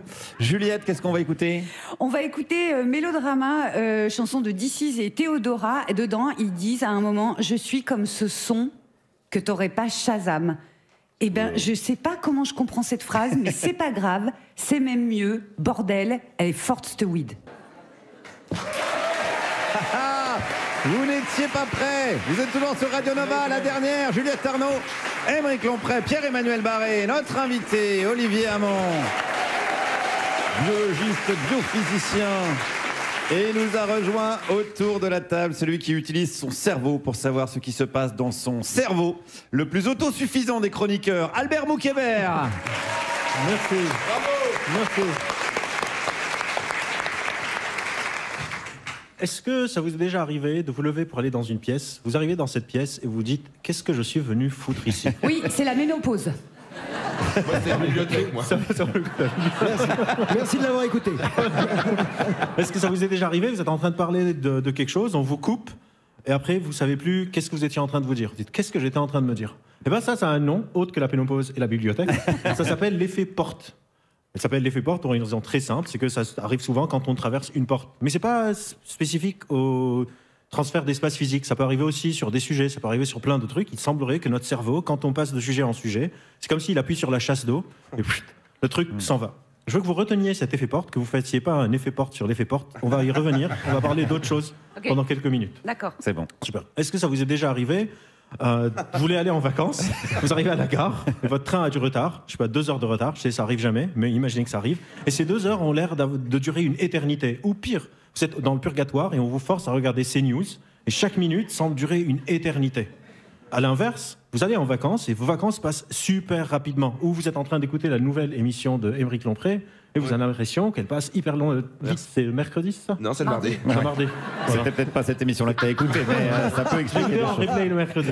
En fait, quand on vit quelque chose, on appelle ça le timing prospectif, quand on est en train de vivre quelque chose, et quand on s'en souvient, on appelle ça le timing rétrospectif. Et il se trouve que les choses qui sont ennuyeuses, si vous êtes en train de faire la queue ou de regarder CNews, le temps passe très lentement, mais quand vous vous en souvenez, c'est comme si c'est passé en 1 seconde. Parce que c'était ennuyeux, mais c'est pas très important. Alors que les choses intéressantes, si vous êtes avec des potes, si vous êtes en vacances ou si vous êtes en train d'écouter l'émission du mardi d'Aymeric Lompré, très intéressante, le temps passe très vite, mais quand vous vous en souvenez, eh ben là, il y a plein de choses, c'est méga foisonnant. On appelle ça le paradoxe des vacances, que le temps peut passer vite quand on le vit, mais quand on s'en souvient, il est beaucoup plus riche. Eh bien, si on mélange l'effet porte à ce paradoxe de temps prospectif et de temps rétrospectif, ça fait parfois une sorte de cocktail détonnant qui nous dessert pas mal. Par exemple, imaginez que vous êtes en train de scroller sur Internet, vous avez votre téléphone, vous êtes en train de scroller des vidéos. Les vidéos sont nouvelles, donc c'est un peu comme vous êtes en vacances. Et le temps passe très vite. Vous pouvez faire passer 30-40 minutes sur votre téléphone, 1 heure, 2 heures, 3 heures, et vous avez l'impression que c'est passé en 1 seconde, parce qu'il y a cette nouveauté. Vous êtes en train de voir une vidéo d'un panda qui est en train de tomber quelque part, d'un mec qui se casse la gueule, je sais pas où, ou d'un speech de Emmanuel Macron, peut-être, ou de Le Cornu. Mais quand vous vous souvenez en arrière, c'est pas ça qui se passe. Vous n'avez pas le souvenir de plein de choses qui sont passées. Vous vous souvenez de rien. Si je vous demande quelles sont les 3 dernières vidéos que vous avez vues quand vous avez scrollé, ben vous êtes incapable de le dire. On a le mauvais côté des 2 choses. C'est comme si l'effet porte vient masquer le souvenir rétrospectif. Quand c'est sur les réseaux sociaux, c'est pas très grave. Genre, c'est pas très bien de scroller, mais je vais pas vous faire la morale sur le téléphone. Je devrais me faire la morale à moi-même. Le problème, c'est quand on applique ça au cycle de news. Parce qu'aujourd'hui, on dit souvent, les nouvelles vont très très vite. Mais en fait, la rapidité, c'est pas très grave. L'émission passe très vite, les vacances passent très vite, mais au contraire, en temps rétrospectif, c'est riche, on est content, on est heureux d'avoir eu cette expérience très riche, et quand on s'en souvient, elle est féconde, il y a plein de choses, on a eu des discussions hyper intéressantes. Alors qu'avec les news, les choses sont en train de se passer plus comme quand on scrolle sur les vidéos. On a des choses qui passent très très vite, mais quand on essaye de s'en souvenir, on ne se souvient de rien. Par exemple, on a un nouveau Premier ministre. Non, il n'est pas nouveau en fait. Ah bah, je regarde.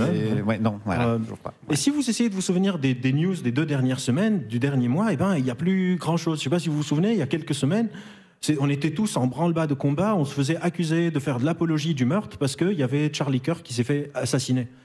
Avant l'assassinat de Charlie Kirk, personne n'en parlait, et depuis, personne n'en a plus reparlé.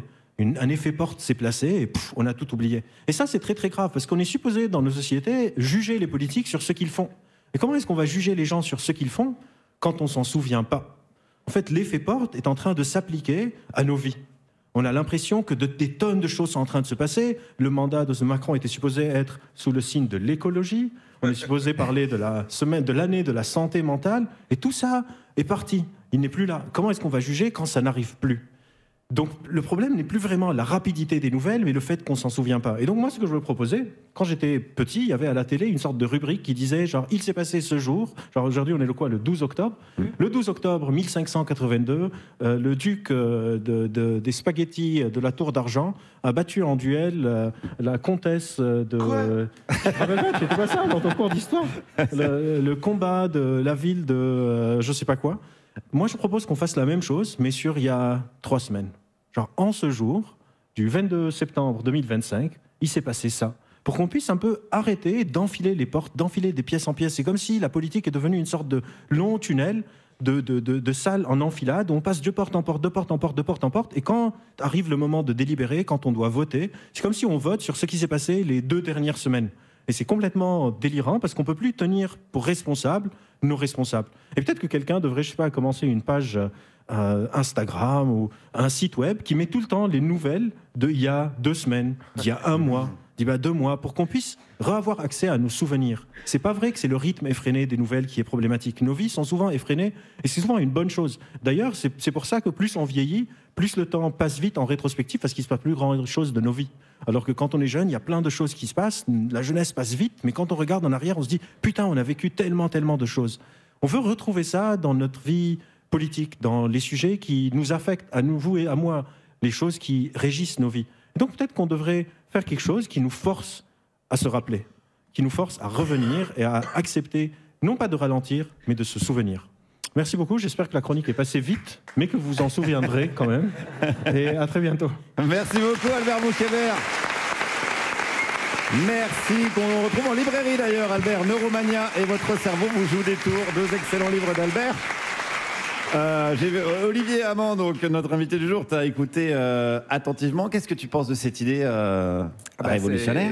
Ça résonne très fort. Ouais. C'est l'accélération. Là, c'est quasiment du Hartmut Rosa. On est dans un monde en accélération et le carburant, c'est la performance. Enfin, sans vouloir tout ramener au culte de la performance. Ouais, c'est le thème du jour. Donc, voilà. ouais. On performe, on accélère. Et en fait, le piège performance, c'est que quand on manque de temps, on accélère.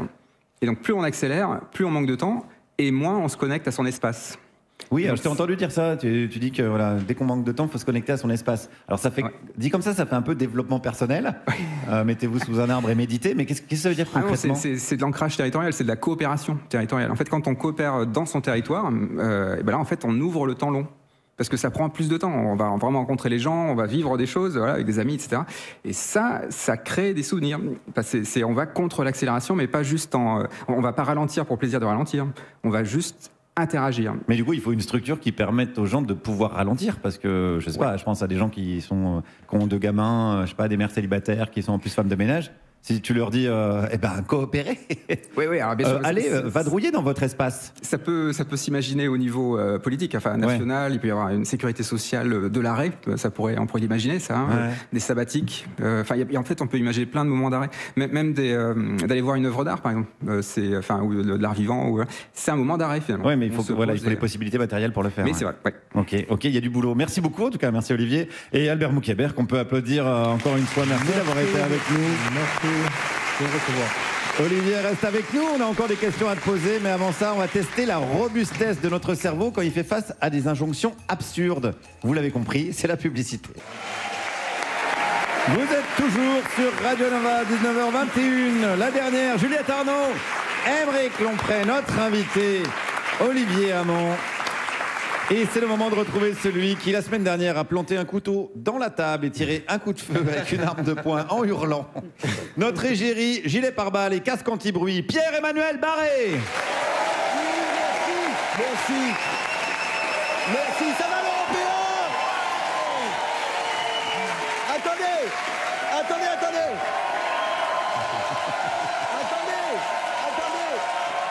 j'ai des blagues,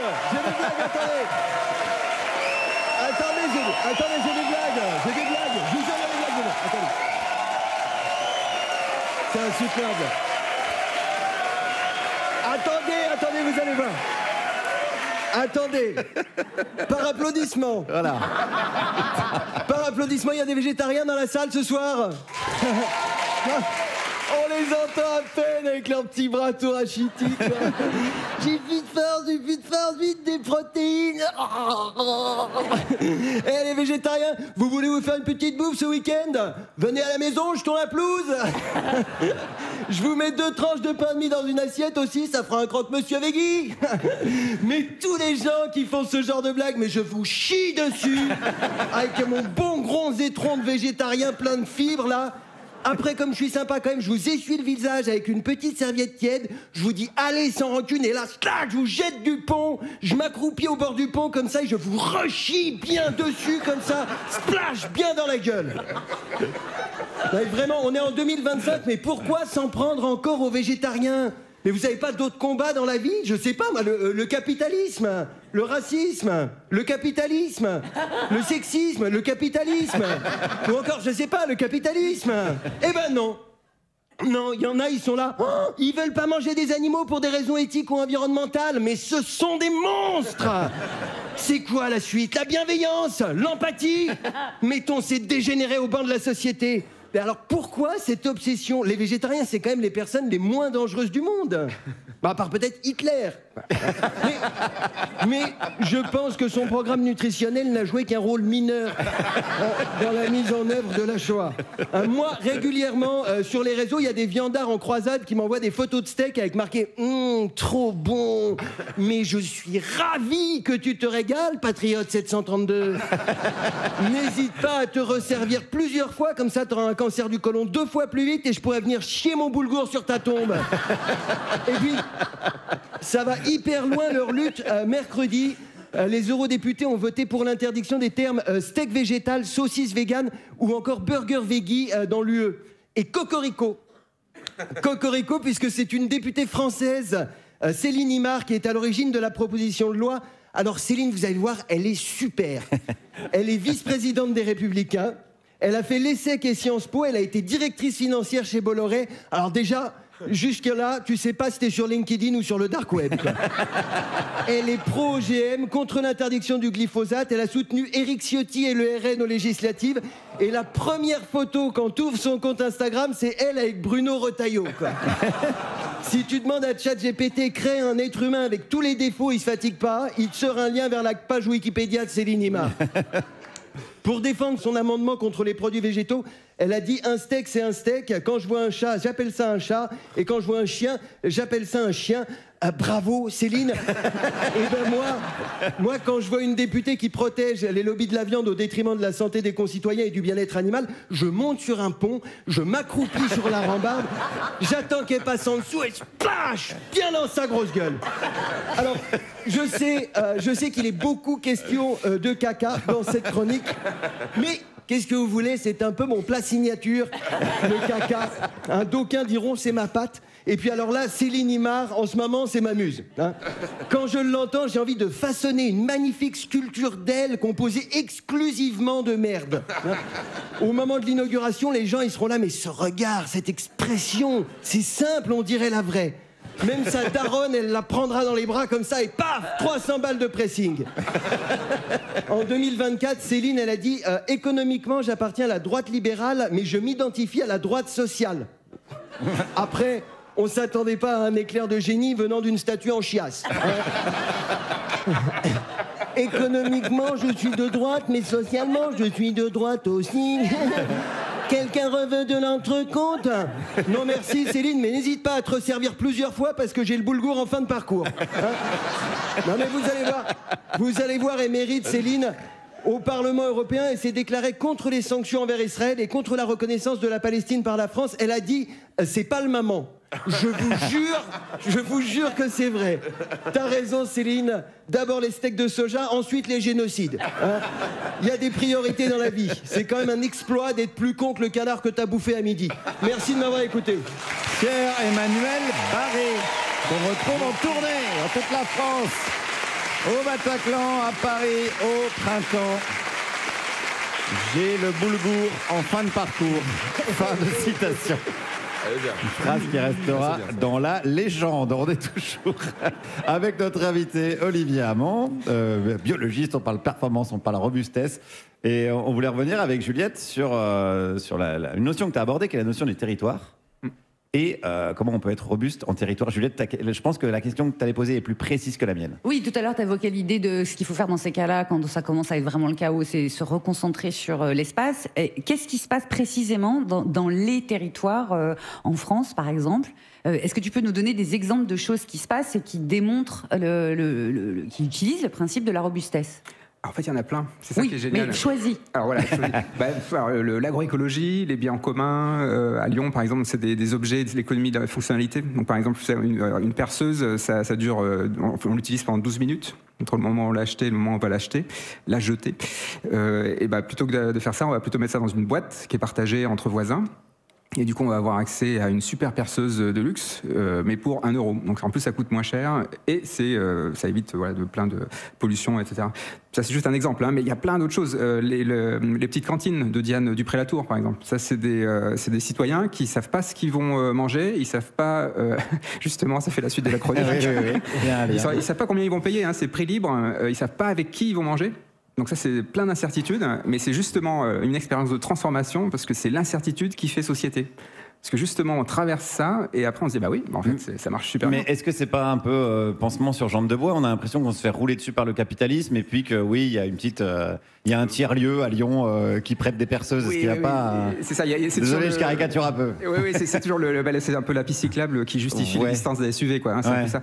Bah là, en fait, à mon avis, on est dans un moment un peu différent. C'est ce que disait Jean-Luc Godard, hein, c'est la marge qui tient la page. Là, c'est la marge qui prend sa revanche. Tu veux dire que c'est à la marge qu'il y a des changements, voilà, et que quand ça sera vraiment la merde, c'est eux qui... Ouais. Mais alors, c'est super contre-intuitif, Olivier, vraiment, parce qu'on a l'impression d'être dans un moment, au contraire, de pinacle du capitalisme, de la performance, de la technologie. Pinacle. J'aurais jamais dit. Contre moi ou Donc nous, on a cette impression-là très forte, et toi, tu dis qu'on se trompe. Alors c'est pas qu'on c'est pas toi qui sont en train de tromper.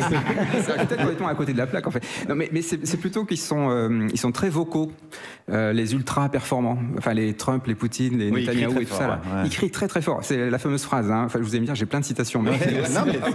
Mais un arbre qui tombe. Les puzzles, ils sont... c'est ça. Ouais. Un arbre qui tombe fait plus de bruit qu'une forêt qui pousse. Ben c'est ça, on est dans ce moment-là. En fait, dans ce moment où les ultra-performants sont en train de paniquer. En fait, l'angoisse est en train de changer de camp. C'est que nous, on est dans l'éco-anxiété, là, enfin, collectivement.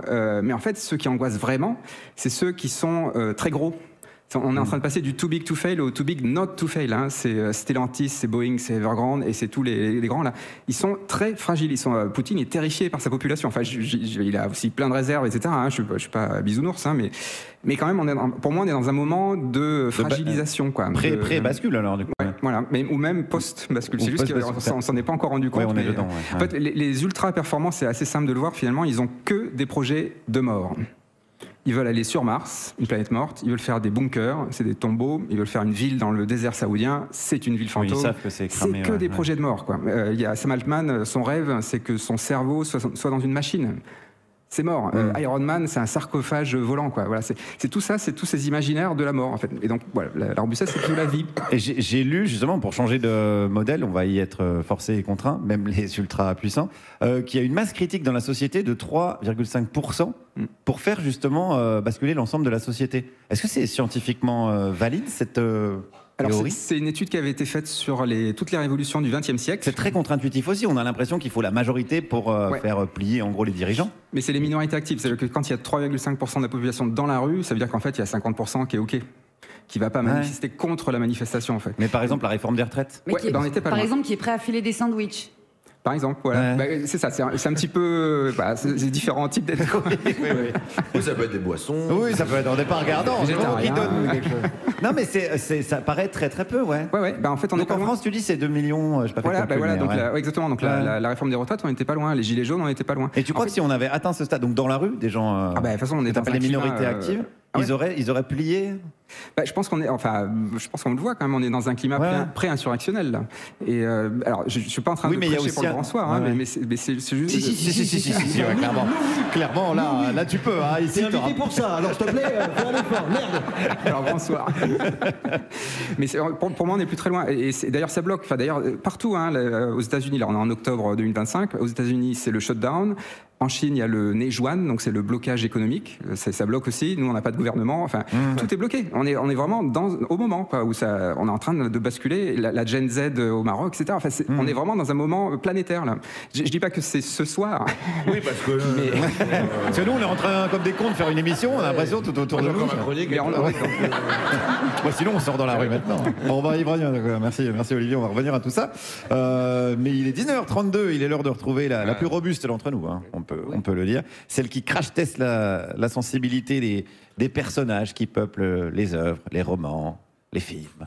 C'est Juliette Arnaud. Qu'est-ce qui nous fait chier à lire, toi? C'est pas marqué dans les livres. Qu'est-ce qui nous fait chier à lire tout le temps? Plus important à vivre. Regarde Juliette Arnaud. En avant les histoires.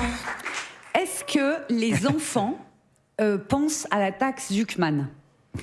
Non, je pense qu'on peut dire que non. Mais parfois, les enfants, ils pensent aux ultra-riches. En gros, ils pensent à Picsou qui plonge dans une piscine remplie de pièces d'or et ils en concluent que c'est franchement n'importe quoi. Nous, les grandes personnes, c'est nous qui sommes plus ambivalents. On se dit, mais c'est qui ces ultra-riches? Comment est-ce qu'ils vivent sur une base quotidienne, par exemple? Alors, qu'est-ce qu'on fait? On regarde les 4 saisons de la série Succession, qui est géniale jusque dans son titre, puisque toute l'intrigue y est contenue. C'est la succession, une histoire d'une succession d'un mec super riche qui s'appelle Logan Roy, qui est vieux, qui est victime d'un AVC. La question c'est, qui va le remplacer à la tête de l'empire familial? Alors Logan Roy, il a 4 enfants, dont 3 qui se positionnent plus ou moins clairement. Allez, c'est parti ma kiki, 2340 minutes pour savoir c'est qui va choper la timbale. Et comme on a changé d'époque depuis Dallas, l'empire familial, c'est pas du pétrole. C'est de l'info, des médias, du divertissement et des parcs de loisirs. Et vu que Logan Roy, il n'est pas exactement de gauche, on peut traduire ça par discours de haine et grand 8. Son mantra en affaires à Logan Roy, ça va te plaire Olivier, c'est tout à fait concis également, « The bigger, the better, and I have it », ce qui veut dire, traduit, la plus grosse c'est la meilleure et c'est moi qui l'ai. Chic et de bon goût. Son mantra vis-à-vis de ses enfants, tout ce que j'ai fait, c'est pour mes enfants. Oh. Sauf que c'est complètement faux. Non seulement il aime pas ses mômes, mais en plus il les manipule et au fond, la vérité c'est qu'il les méprise. Bah ouais, lui Logan Roy, il s'est fait tout seul, eux, ce ne sont que des héritiers. Ils ont tous en commun, ces braves gens, un but déclaré, c'est d'être, et je les cite, assez riches pour en avoir strictement rien à foutre de l'effondrement climatique. Et s'il n'y a pas de piscine de pièces d'or, il y a des jets privés, des yachts, des îles privées, des baies vitrées immenses pour voir toute la ville de New York. Pour ce qui est de l'amour, il n'y a pas la place. Oh, ils ont bien une mère qui, quand on lui dit qu'elle a été une mère défaillante, rétorque « c'est pas faux ». Mais enfin, vous étiez des enfants merdiques. Champagne, suicide collectif de psy. Et vous êtes peut-être en train d'éprouver un peu de compassion pour ces enfants qui sont devenus des adultes. Vous vérifierez ce qui vous en reste à la fin des 4 saisons. Et puis si, comme moi, vous avez une petite faiblesse pour la compassion, je vous présente d'autres héritiers, ceux de la famille Fletcher. À nouveau 3 enfants devenus adultes. Dans le nouveau roman, il vient de sortir de Taffy Brodesser Hackner qui s'appelle Le compromis de Long Island. Ces héritiers-là, quand ils sont petits, leur père, propriétaire d'une usine, est kidnappé. C'est que les Fletcher ne sont pas, et je cite l'écrivaine, ils sont pas juste riches, mais extraordinairement, absurdement, kidnappablement riches. De fait, le père sera torturé 5 jours et 5 nuits, rendu contre rançon à sa famille, et il ne s'en remettra jamais. Mais personne n'en parle dans la famille. Chacune va gérer comme il ou elle peut son traumatisme. Et puis ces gens-là, ils sont peu conscients de leur état singulier de super riches. Ils disent parfois aux autres, mais enfin, il n'y a pas que l'argent dans la vie. Et parfois, il y a des gens qui leur répondent, il y a vraiment que les riches pour dire ça. La fille de la fratrie, elle l'a bien compris, elle se rend compte, et je la cite, que jamais chez elle, on ne parle de l'argent, de l'effet que l'argent a sur eux et sur l'image que les autres se faisaient d'eux. Et après, au cours du roman, on observe comment chacun va se dépatouiller, plutôt mal que bien d'ailleurs, de cet héritage double qui est l'argent et le trauma. Ta fibre de Sir Hackner raconte drôlement bien. Elle écrit drôle également, comme tous les auteurs de Succession. Mais si je me suis vraiment attachée à chacun de ces personnages, c'est parce qu'elle traite autant d'argent que de trauma. Et le trauma, mes enfants, c'est peut-être notre plus petit dénominateur commun à toutes et à tous. Et le trauma, qu'est-ce qu'on en fait ? Il serait dès lors pertinent de me fournir comme épitaphe, pour oublier ces traumas, elle béait devant ceux des autres. Juliette, Magic, Arnaud. Merci Juliette. Qu'est-ce qu'on en fait du trauma ? Parce que c'était marqué fiou. Je pensais vraiment que tu allais faire fiou. Mais non, on en fait. Merci beaucoup Juliette, qu'on retrouve en podcast, en vidéo, voilà, sur toutes les plateformes habituelles. Je vérifie quand même, il est 19h37 sur Radio Nova. On n'a toujours pas de gouvernement, hein. J'ai un petit œil là-dessus, parce que je sais que ça stresse pas mal de monde en ce moment. J'en profite également pour faire une petite promo pour une émission qui a lieu le mardi soir. Ah oui. On en a parlé avec Albert Moukébert tout à l'heure. Aymeric Lompré rallume vos nuits.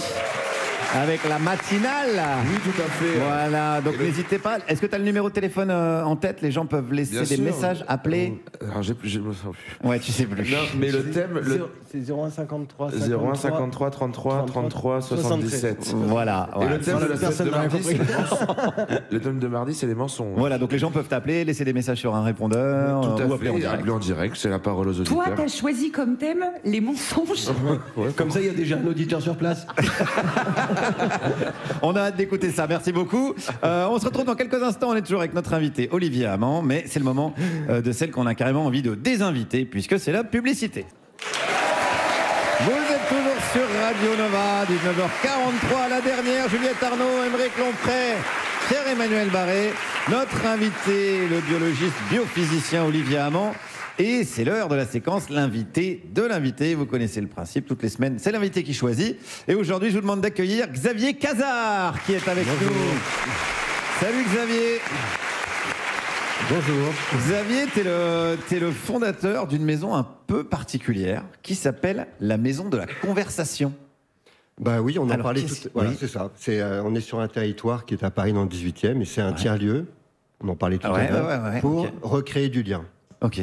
Et comment t'es venue cette idée de, tu t'es dit les gens ne discutent plus, faisons carrément une maison, un lieu attribué, dédié à ça. Ouais. En fait, j'étais journaliste avant, comme certains d'entre vous, me semble-t-il. Et vraiment, j'ai trouvé à un moment qu'il y avait un vrai problème de communication, de relation entre les gens et dans les organisations. Et à un moment, j'ai trouvé le mot conversation et je me suis dit, ça veut dire faire avec. Et je me suis dit, je ne ferai plus que ça. Je vais consacrer mon activité, mon énergie à créer un espace pour créer du lien. Alors comment ça se passe concrètement ? Est-ce qu'il y a des thématiques ? Est-ce que tu dis aux gens, mardi, on va parler de tel thème, venez tous, donnez votre avis ? Ah non, c'est en même temps que mon émission. Oui, pas mardi, pardon. Alors quand même, je dois dire qu'on est assez proche physiquement, c'est Porte de Montmartre. On a notre manière de fonctionner, c'est une programmation qui est gratuite, qui est ouverte à tout le monde. Et notre principe, c'est d'avoir un lieu à un moment où il n'y a plus tellement d'espace et de moments pour rencontrer des gens différents de soi, où on peut avoir des conversations avec des gens différents de soi, autour d'une programmation. Donc on a des programmes avec ce qu'on appelle avec la tête. Donc on va avoir une conversation comme ce soir avec sur des sujets comme la robustesse par exemple. On va avoir des conversations avec le cœur pour développer nos compétences sociales. Par exemple, c'est une jeune femme bénévole qui vient à la Maison de la Conversation et qui propose d'organiser la clinique de l'amitié pour réparer ses amitiés blessées. Et voilà, juste des propositions magnifiques comme ça, ou des conversations avec le corps pour se mettre en mouvement. Et on a une salle avec beaucoup de jeunes qui viennent faire du hip-hop et des danses urbaines et qui vont se connecter aux autres petit à petit. Et aujourd'hui, on est arrivé, il y a 4 ans, il y avait 2 personnes, Lola Kerk et moi-même, qui ont monté ce projet, et aujourd'hui il y a 2500 personnes par mois qui viennent. Ah ouais, quand même, ouais. Et alors faut quoi ? Faut adhérer ou alors on peut venir Alors c'est gratuit, on peut adhérer. Alors, la seule adhésion obligatoire qui commence à 1 €, ça va. Ouais. C'est pour pouvoir accéder à la salle d'expression de soi, qui est une magnifique salle. Mais sinon, l'accès à la maison de la conversation est totalement gratuit. Et on demande aux gens aussi soit de venir avec leur projet. Le but, c'est de créer cette mixité. Est-ce que c'est aussi un lieu de débat ? Quelle différence tu fais entre le débat et la conversation ? Est-ce qu'il y a des gens qui s'engueulent ? Donc pour nous, c'est un peu comment arriver à débattre sans se battre. On pense que le fait de se confronter à l'autre, c'est nécessaire, et il y a de moins en moins d'espace pour se confronter à l'autre. On se confronte surtout à son écran, on se confronte peu à d'autres personnes, et donc l'espace de la maison de la conversation, c'est ça, c'est se confronter à d'autres personnes pour faire avancer des idées ensemble. Notre première règle, c'est l'égalité entre les participants. On est installé dans le 5e quartier le plus pauvre d'Île-de-France, à un endroit où les gens se sentent un peu isolés, et on essaie de faire venir dans ce quartier des gens d'autres univers pour créer justement cette rencontre et cette mixité sociale qui est de moins en moins présente en France. Donc on va rappeler, tu as dit c'est porte de Saint-Ouen ? Porte de Montmartre. Porte de Montmartre, ok. Voilà, et il y a un site, la maison de la conversation.org, puisque c'est une asso, et j'en précise pour dire que hier il y avait une grande manif en France pour soutenir les associations qui sont vraiment assez mal en point actuellement. Et donc, voilà, ce lieu est ouvert et permet tous les jours, c'est ouvert tous les jours, il y a une énorme programmation de vivre des moments de rencontre avec des gens qui ne vous ressemblent pas. Et c'est ça toute la beauté du lieu. Et Olivier, tu y as collaboré d'une manière ou d'une autre ? J'ai été invité par Xavier. C'est un très beau lieu. Et pour moi, outre les liens et tout ça, c'est aussi l'idée de ces marches qui contaminent le cœur. C'est qu'en fait, c'est cette zone-là où la marche doit toucher d'autres publics. Et ce que fait la Maison de la Conversation, c'est ce travail-là, finalement. Et c'est même pas un travail, alors c'est assez joyeux. C'est quand même, voilà, c'est des moments un peu étonnants, tout ça. Donc, avec des méthodes aussi. C'est pas seulement des gens qui se rencontrent, mais il y a aussi des méthodes, des pratiques, tout ça. Donc, c'est une vraie école. Juliette ? Est-ce que vous arrivez à faire dire aux gens, aux différentes personnes qui se présentent, est-ce qu'ils arrivent à énoncer le type de personnes avec qui ils ne parlent pas et les raisons pour lesquelles Est-ce que c'est parce qu'ils n'ont pas de moments en commun ? Alors je pense que... on n'a pas posé cette question, mais on participe à un projet qui s'appelle Faut qu'on parle, où les gens peuvent... c'est avec Bayard et Lacroix, où les gens en ligne s'enregistrent et vont être mis en contact avec une personne qui ne leur ressemble pas, pour avoir une conversation dans un café ou à la maison de la conversation. J'ai l'impression T'imagines, tu tombes sur Pascal Praud, paf, merde, pas de bol. Non, quelqu'un qui te ressemble toi qui va tomber. Donc c'est l'algorithme qui va faire les choses, mais ce que je constate, au début, je me suis dit, ça va être quoi cette maison de la conversation ? Qui va venir à cet endroit-là ? On a à peu près la moitié du public, c'est des gens du quartier, des jeunes, des moins jeunes, et des gens de plein d'endroits qui viennent ici. On a un tiers de jeunes, un tiers de personnes passionnées par la conversation, et aussi un tiers de collaborateurs d'entreprise, parce que notre modèle économique, c'est de privatiser la salle ou d'organiser des conversations pour pouvoir financer ce qui est gratuit, un truc assez classique somme toute.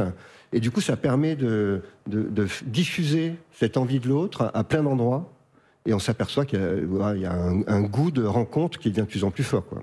Merci beaucoup en tout cas pour cette initiative. Merci, on peut applaudir bien fort notre invité de l'invité, Xavier Casar, et on encourage tout le monde à aller faire un tour à la Maison de la Conversation et aller frotter votre cervelle à d'autres êtres humains. Merci beaucoup, merci pour tout ça.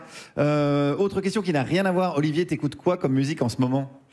En ce moment, Cynthia Abraham. Et bien alors ça c'est vraiment incroyable de coïncidence, parce que Juliette, justement, qu'est-ce qu'on va écouter ?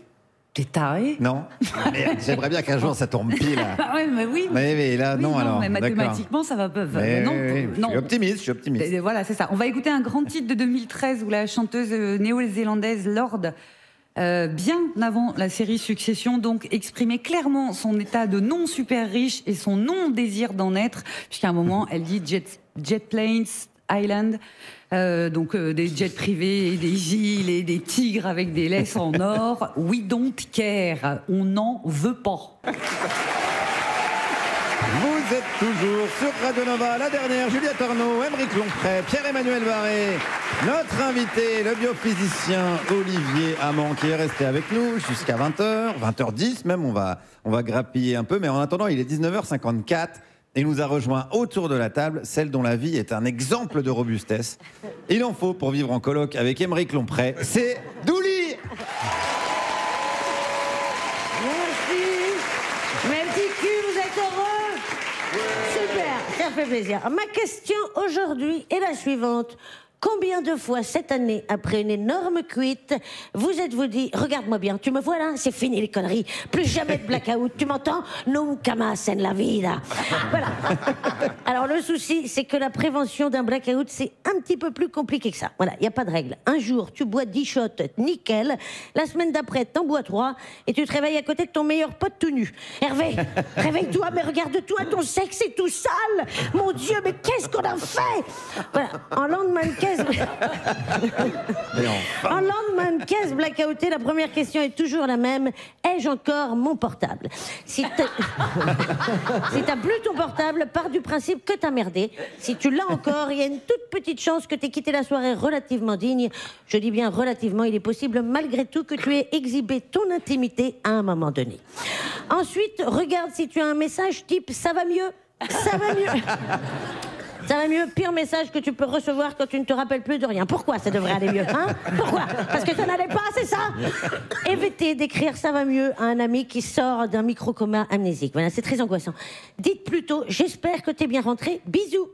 Vous aurez tout le temps de lui raconter les détails sordides dans un deuxième temps. Moi, c'est ce que j'ai fait cet été avec Juan, un très bon ami qui était déboîté au rosé et qui a pécho la mère de Mehdi, un autre ami, pendant le mariage de Mehdi. Voilà.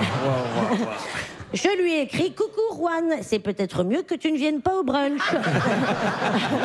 Je t'expliquerai. Bisous. Non, sérieusement, il faut savoir ménager l'ami blackouté et ne pas lui annoncer de but en blanc qu'il sera peut-être dans quelques mois le papa du frère de son pote. Malheureusement, Juan n'a pas lu mon message, car pour lui, à la première question « Ai-je encore mon portable ?», la réponse était « Non ». Au brunch, les chouquettes étaient excellentes, mais l'ambiance légèrement tendue. Autre message à redouter en lendemain de caisse, on en reparlera lundi. Là, désolé, considère que c'est foutu, vraiment. Envisage de refaire ta vie et d'ouvrir un food truck au Mexique. Ouais, change de pays et de sexe. Oui, l'Amérique latine et la féminité, c'est super aussi. Madre mia, pero si me encanta mi vagina nueva. Pour les novices en blackout, petit conseil, n'ouvrez jamais votre galerie photo seul. Entourez-vous d'un très bon ami. Émotionnellement, c'est violent de réaliser qu'à 6h du mat, t'as fait la bise à un anus et que ce moment est immortalisé dans le cloud. Bref, en blackout, t'es forcément obligé de reconstituer ta soirée avec les souvenirs des autres. Mais du coup, chacun a sa version. Si tu demandes à un pote schlag si ça allait, oui. Avec lui, ça va toujours. Non, parce que rien n'est grave pour lui. Lui, il lèche les murs des bars quand il est déchiré. Il peut dormir debout contre un feu rouge, il n'en a plus rien à foutre. En revanche, si tu demandes à Marie, qui a arrêté l'alcool en 97 et qui a le seum depuis 97, là, tu auras une réaction un chouille plus froide. Elle te lâchera un petit « là, il va me falloir du temps pour oublier ce que t'as fait ». Sans aucune explication, démerde-toi avec ça. Et ça, c'est dégueulasse, Marie. J'espère que toi aussi, un jour, tu finiras ivre morte avec un tatouage Free Sarkozy sur le front. Vanne politique, merci. Évidemment, quand tu te réveilles, la tub peinte en bleu, blanc, rouge, il n'y a plus d'enquête à mener. Voilà, tu les as, tes réponses. En tout cas, tu as des indices. Et c'est sûrement pas le Côte-du-Rhône qui fait aussi mal au cul. Alors... excusez-moi. Alors, mon conseil, si tu arrives encore demain, la semaine prochaine, peu importe, de te réveiller blackouté, donc avec l'envie de mourir, raccroche-toi à des trucs positifs. À ce moment-là, n'oublie pas que tous les samedis, tu vas rendre visite à mamie à l'EHPAD, que tu fais des maraudes pour la Croix-Rouge et que tu es une bonne personne. Voilà. Tu n'es pas juste cet individu capable de pisser sur un pigeon mort en riant. Et n'oublie jamais, le blackout, c'est comme un ex toxique. T'as envie de comprendre, mais il faut lâcher l'affaire pour survivre jusqu'au prochain. L'abus d'alcool est dangereux pour la santé. Prenez soin de vous, mes petits culs, je vous kiffe. Merci, Douli. Merci Doudou pour ces conseils de vie. Ça fait plaisir. Tuto Life. On est toujours avec Olivier Amand, biophysicien, biologiste de son état. Je voudrais signaler que tu as écrit quelques livres parce que là évidemment on survole un peu le sujet, mais tes écrits sont passionnants. Il y a un tract Gallimard notamment qui s'appelle Antidote occulte de la performance. Voilà, et qui est très bien foutu, qui résume très très bien tout ça. Donc j'encourage les gens à aller l'acheter et puis même regarder les podcasts. Voilà, quand tu prends la parole, c'est toujours passionnant. On a parlé science, on a parlé de théorie de robustesse, etc. On n'a pas encore assez parlé culture et des liens qu'il peut y avoir justement entre les sciences et la culture. Et ça, c'est le job et le questionnaire de Juliette Arnaud. Donc je t'ai demandé qu'est-ce qui t'était resté de l'enfance comme livre ou comme film ou comme série, et tu m'as répondu un dessin animé. Les mystérieux... Elle était contente. J'étais tellement contente, c'est la première fois. Les mystérieuses cités d'or, et comme on est de la même génération, je vais chanter et c'est Bandia Tao les cités d'or. J'ai adoré.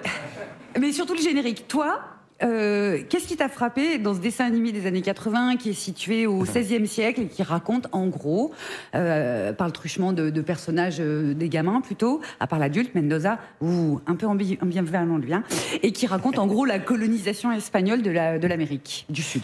Alors je suis pas fan de la colonisation, je vais tout de suite le dire. T'as bien fait de le préciser. Ouais, quand même. Mais c'est plutôt l'exploration, quoi. C'était ça qui était génial. Et c'est le, enfin, en tout cas, de mon souvenir, hein, j'ai pas revu depuis très longtemps, évidemment, mais le côté exploratoire, quoi, d'aller face à une quête comme ça, là, un petit peu au hasard, en errance, un peu, ouais. Oui, puis ils plein de couleurs, tout ça. Puis ils étaient quand même du bon côté de la colonisation. C'est vrai. Je suis pas sûre que ça veut dire un truc ce que je viens de dire. Bon, ça aurait été intéressant de développer, mais bon, on n'a pas le temps malheureusement. Lapin.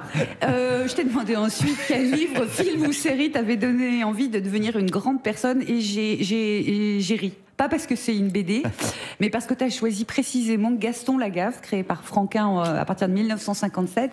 Et vraiment, Gaston Lagaffe, c'est pas exactement le modèle d'adulte que les adultes reconnaissent comme modèle d'adulte, mais je crois qu'il y a un lien avec tes recherches. Mais pour moi, c'est mon philosophe, quoi, Gaston Lagaffe, évidemment. Parce qu'en fait, Gaston Lagaffe, c'est la seule personne qui est libre.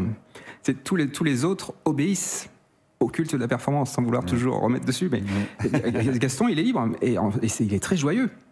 Il est écolo, enfin, il tique toutes les bonnes cases, hein, quand même. Hein, et il fait la sieste. Il bricole, il fait la sieste, voilà. Enfin, c'est tout ça, quoi. C'est le low-tech par l'amour aussi. Et quoi?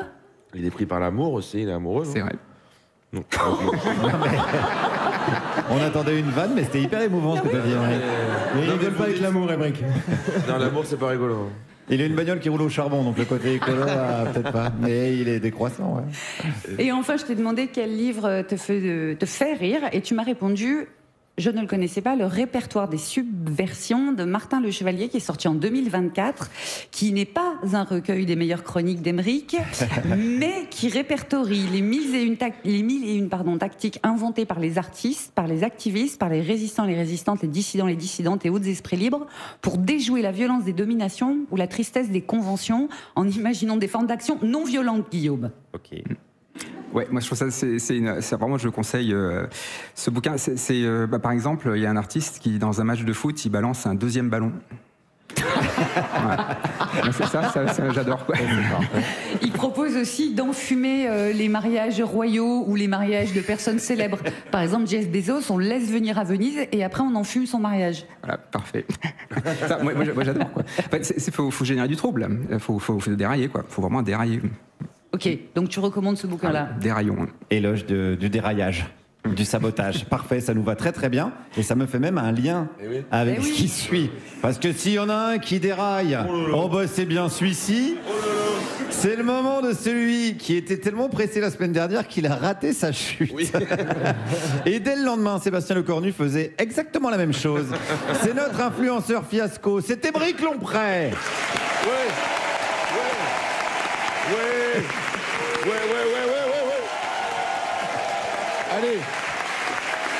Allez. Ah, ça me fait les droits d'auteur. Bon, j'ai trouvé la solution à tous nos problèmes. Ah. Ouais, le couple libre. Non, c'est pas ça. Reviens, Nathalie. Non, bon. On est d'accord, non mais on est d'accord qu'à chaque présidentielle, la France elle est divisée en deux, quoi, à peu près. Tu sais, droite-gauche, quoi. Alors je me disais, et si on faisait une solution à deux États? Non mais tu sais, comme Israël-Palestine, mais on réussit, quoi. Tu vois, non mais tu sais, on n'est pas obligé de cohabiter avec les gens de droite. Alors mais tu sais, moi je propose d'en mettre les gauchistes d'un côté et les débiles de l'autre. Tu vois, hein, un grand mur au milieu, comme ça, tu mets un grand mur. En plus, ça va rien coûter parce qu'on va le fabriquer avec les cartes vitales des gens de droite. Tu vois. Nous, en plus, les gauchistes, on n'a pas besoin de tant d'espace, quoi. Nous, tu mets deux armes, une slackline, on est content. C'est bien, Gizmo, elles sont sous tes chevilles, dis donc. Oh, la slackline, putain. Ça, les tiers-lieux. Oh, ça me donne envie de changer de camp, je te jure. Donc alors j'ai imaginé une petite carte. Ça, c'est une petite carte de France. Ah ouais, donc voilà. Alors, allez voir la vidéo, parce que allez voir la vidéo, parce que travaillé, rien quoi. pour voir ma tête. Hein. Donc alors, tous les gens de droite, moi, je les mettrai à l'est. Voilà, alors ça irait de la frontière belge jusqu'au sud de Lyon. Là, vous aurez tout le plaisir d'évoluer dans ces beaux départements que sont la Moselle, Lyon, la Nièvre, l'Allier, la Creuse, les Vosges. Que du plaisir. La dépression? Pas du tout. Parce que vous allez pouvoir évoluer dans votre petite France à vous, avec vos valeurs, travail, famille, patrie. Ça va être trop bien, votre petite France. Par exemple, si vous tombez malade, en dépression, accident, qui vous mettent au chômage, à la rue ou à l'IT, hop, on se démerde. Fini l'État-providence qui pique les sous. Les impôts à la poubelle. Vous allez pouvoir créer plein de start-up. Vous avez bien créé plein de petites start-up. Je suis conseiller en marketing, management, développement web. Entendez-vous dans vos campagnes bourrées de pesticides. Vous pourrez également avoir plein de petits policiers partout, comme ça, qui. Monsieur le policier? Oui. Non, l'autre. Moi? Non, l'autre. Putain, mais il y en a combien? Il y en a combien, Hervé? Commandant Hervé. Après, il y aura plein de petites traditions, vous aimez bien, comme aller à la messe, appeler son enfant Églantine, ou jouer au paddle. Alors, nous, les cools, nous, on sera de l'autre côté. Hein, voilà, ça va du nord à la frontière espagnole. Hein. Voilà, on va prendre aussi la région PACA. Ouais, voilà. Alors ça, les gens de PACA, désolé, il va falloir déménager. Hein. Moi, désolé. Ou alors, vous attendez de mourir de vieillesse, ce sera plus rapide. Pareil pour la Vendée, Bordeaux et Biarritz, ça dégage. Allez. Hein, comme ça, vous allez voir que parfois, on ne migue pas que par choix. Après, vous pouvez rester, hein, mais il faudra se convertir. Terminez la Tesla, les robes de chambre et les chemins de table. Alors nous, au programme de notre France, détente, alors vraiment détente, cool, troc, énormément de troc. Nourriture contre meubles, meubles contre vin nature contre rien, parce que c'est de la merde. C'est de la merde. Le mien, je l'ai appelé cul de chèvre. Comme ça, on n'est pas surpris. Et bien entendu, des référendums. Tous les mardis et jeudis, il y aura des référendums. Tous les mardis et jeudis, des questions vous seront posées, comme faut-il armer la police? Faut-il la police? Police. Alors vous allez me dire, mais que fait-on des socialistes et de Fabien Roussel? Je crois que c'est très clair, je l'ai dit au début, ils seront à l'Est. Hein. Merci de m'avoir écouté. Aymeric Lomprey, merci Aymeric, qu'on peut retrouver en spectacle partout en France. Merci beaucoup Aymeric pour cette analyse de la société. Je prends juste 30 secondes. Tu as imprimé la carte de France. Tu t'es dit, les gens n'ont pas en tête la carte de... Enfin, quel était le projet? Tu t'es dit, il faut que j'imprime la carte de France. Les gens n'ont pas en tête la France. Je sais pas. C'est allé à toute une vitesse dans mon cerveau. C'était super. Mais non, mais en fait, au début, je voulais... Mais après, je me suis dit, je peux pas lire et montrer. Ah. En fait, tu voulais colorier l'Est, l'Ouest? Non, en fait, j'aurais dû mettre mon texte sur la carte. C'était super, Aymeric. Merci beaucoup, merci beaucoup. Vous êtes toxique, patron. Je me pose la question. On est encore pour quelques minutes avec notre invité Olivier Amand, et ça tombe bien, il nous reste quelques dernières petites, très courtes questions. Pierre-Emmanuel. Oui, Olivier, vous disiez tout à l'heure que les enfants ne ressemblaient pas à leurs parents à cause des chromosomes. Est-ce que vous dites ça à cause d'Ibrahim, mon deuxième fils? En effet. En effet, parfait. Juliette? Olivier, tu vis à Lyon. Comment oses-tu dire que Lyon c'est mieux que Saint-Étienne? Ah oui, ça c'est vrai. Lyon Saint-Étienne, c'est la guerre. Ça c'est dur. Il a esquivé. Clermont, Il a esquivé là. Ça va. T'es Clermont. Je suis neutre. Oui, t'es plus de mon côté. Aymeric. Quoi? Eh ben, est-ce que vous pouvez me faire un mot pour dire que la performance sexuelle, c'est pas important? C'est pour un ami, c'est pour un ami. C'est pour un ami, oui, tu pourras faire ça. On va se le faire. Si t'es pompier, ouais. C'était pas pour moi, c'était pour ta mère. Est-ce que dans son dégoût de s'unir pour performer, la gauche française n'est pas un parfait exemple de robustesse finalement? Alors, à mon avis, c'est plutôt il y a deux façons de durer. C'est soit on fait de la robustesse dans les fluctuations, soit on fait de l'extractivisme. Et là, on dure parce qu'on épuise tout le monde. Ok. Et là, on est sur quel côté? J'ai l'impression que c'est plutôt de l'autre côté. On épuise tout le monde. Merci beaucoup pour cette analyse. Merci Olivier Amand d'avoir été avec nous pendant ces 2 heures. C'est passionnant. On conseille tes podcasts et tes ouvrages. Merci d'avoir été là. Ça nous fait du bien d'entendre une parole comme ça. Antidote occulte de la performance, la robustesse du vivant chez Gallimard. Merci à ton invité Xavier Cazard de la Maison de la Conversation. On peut l'applaudir bien fort.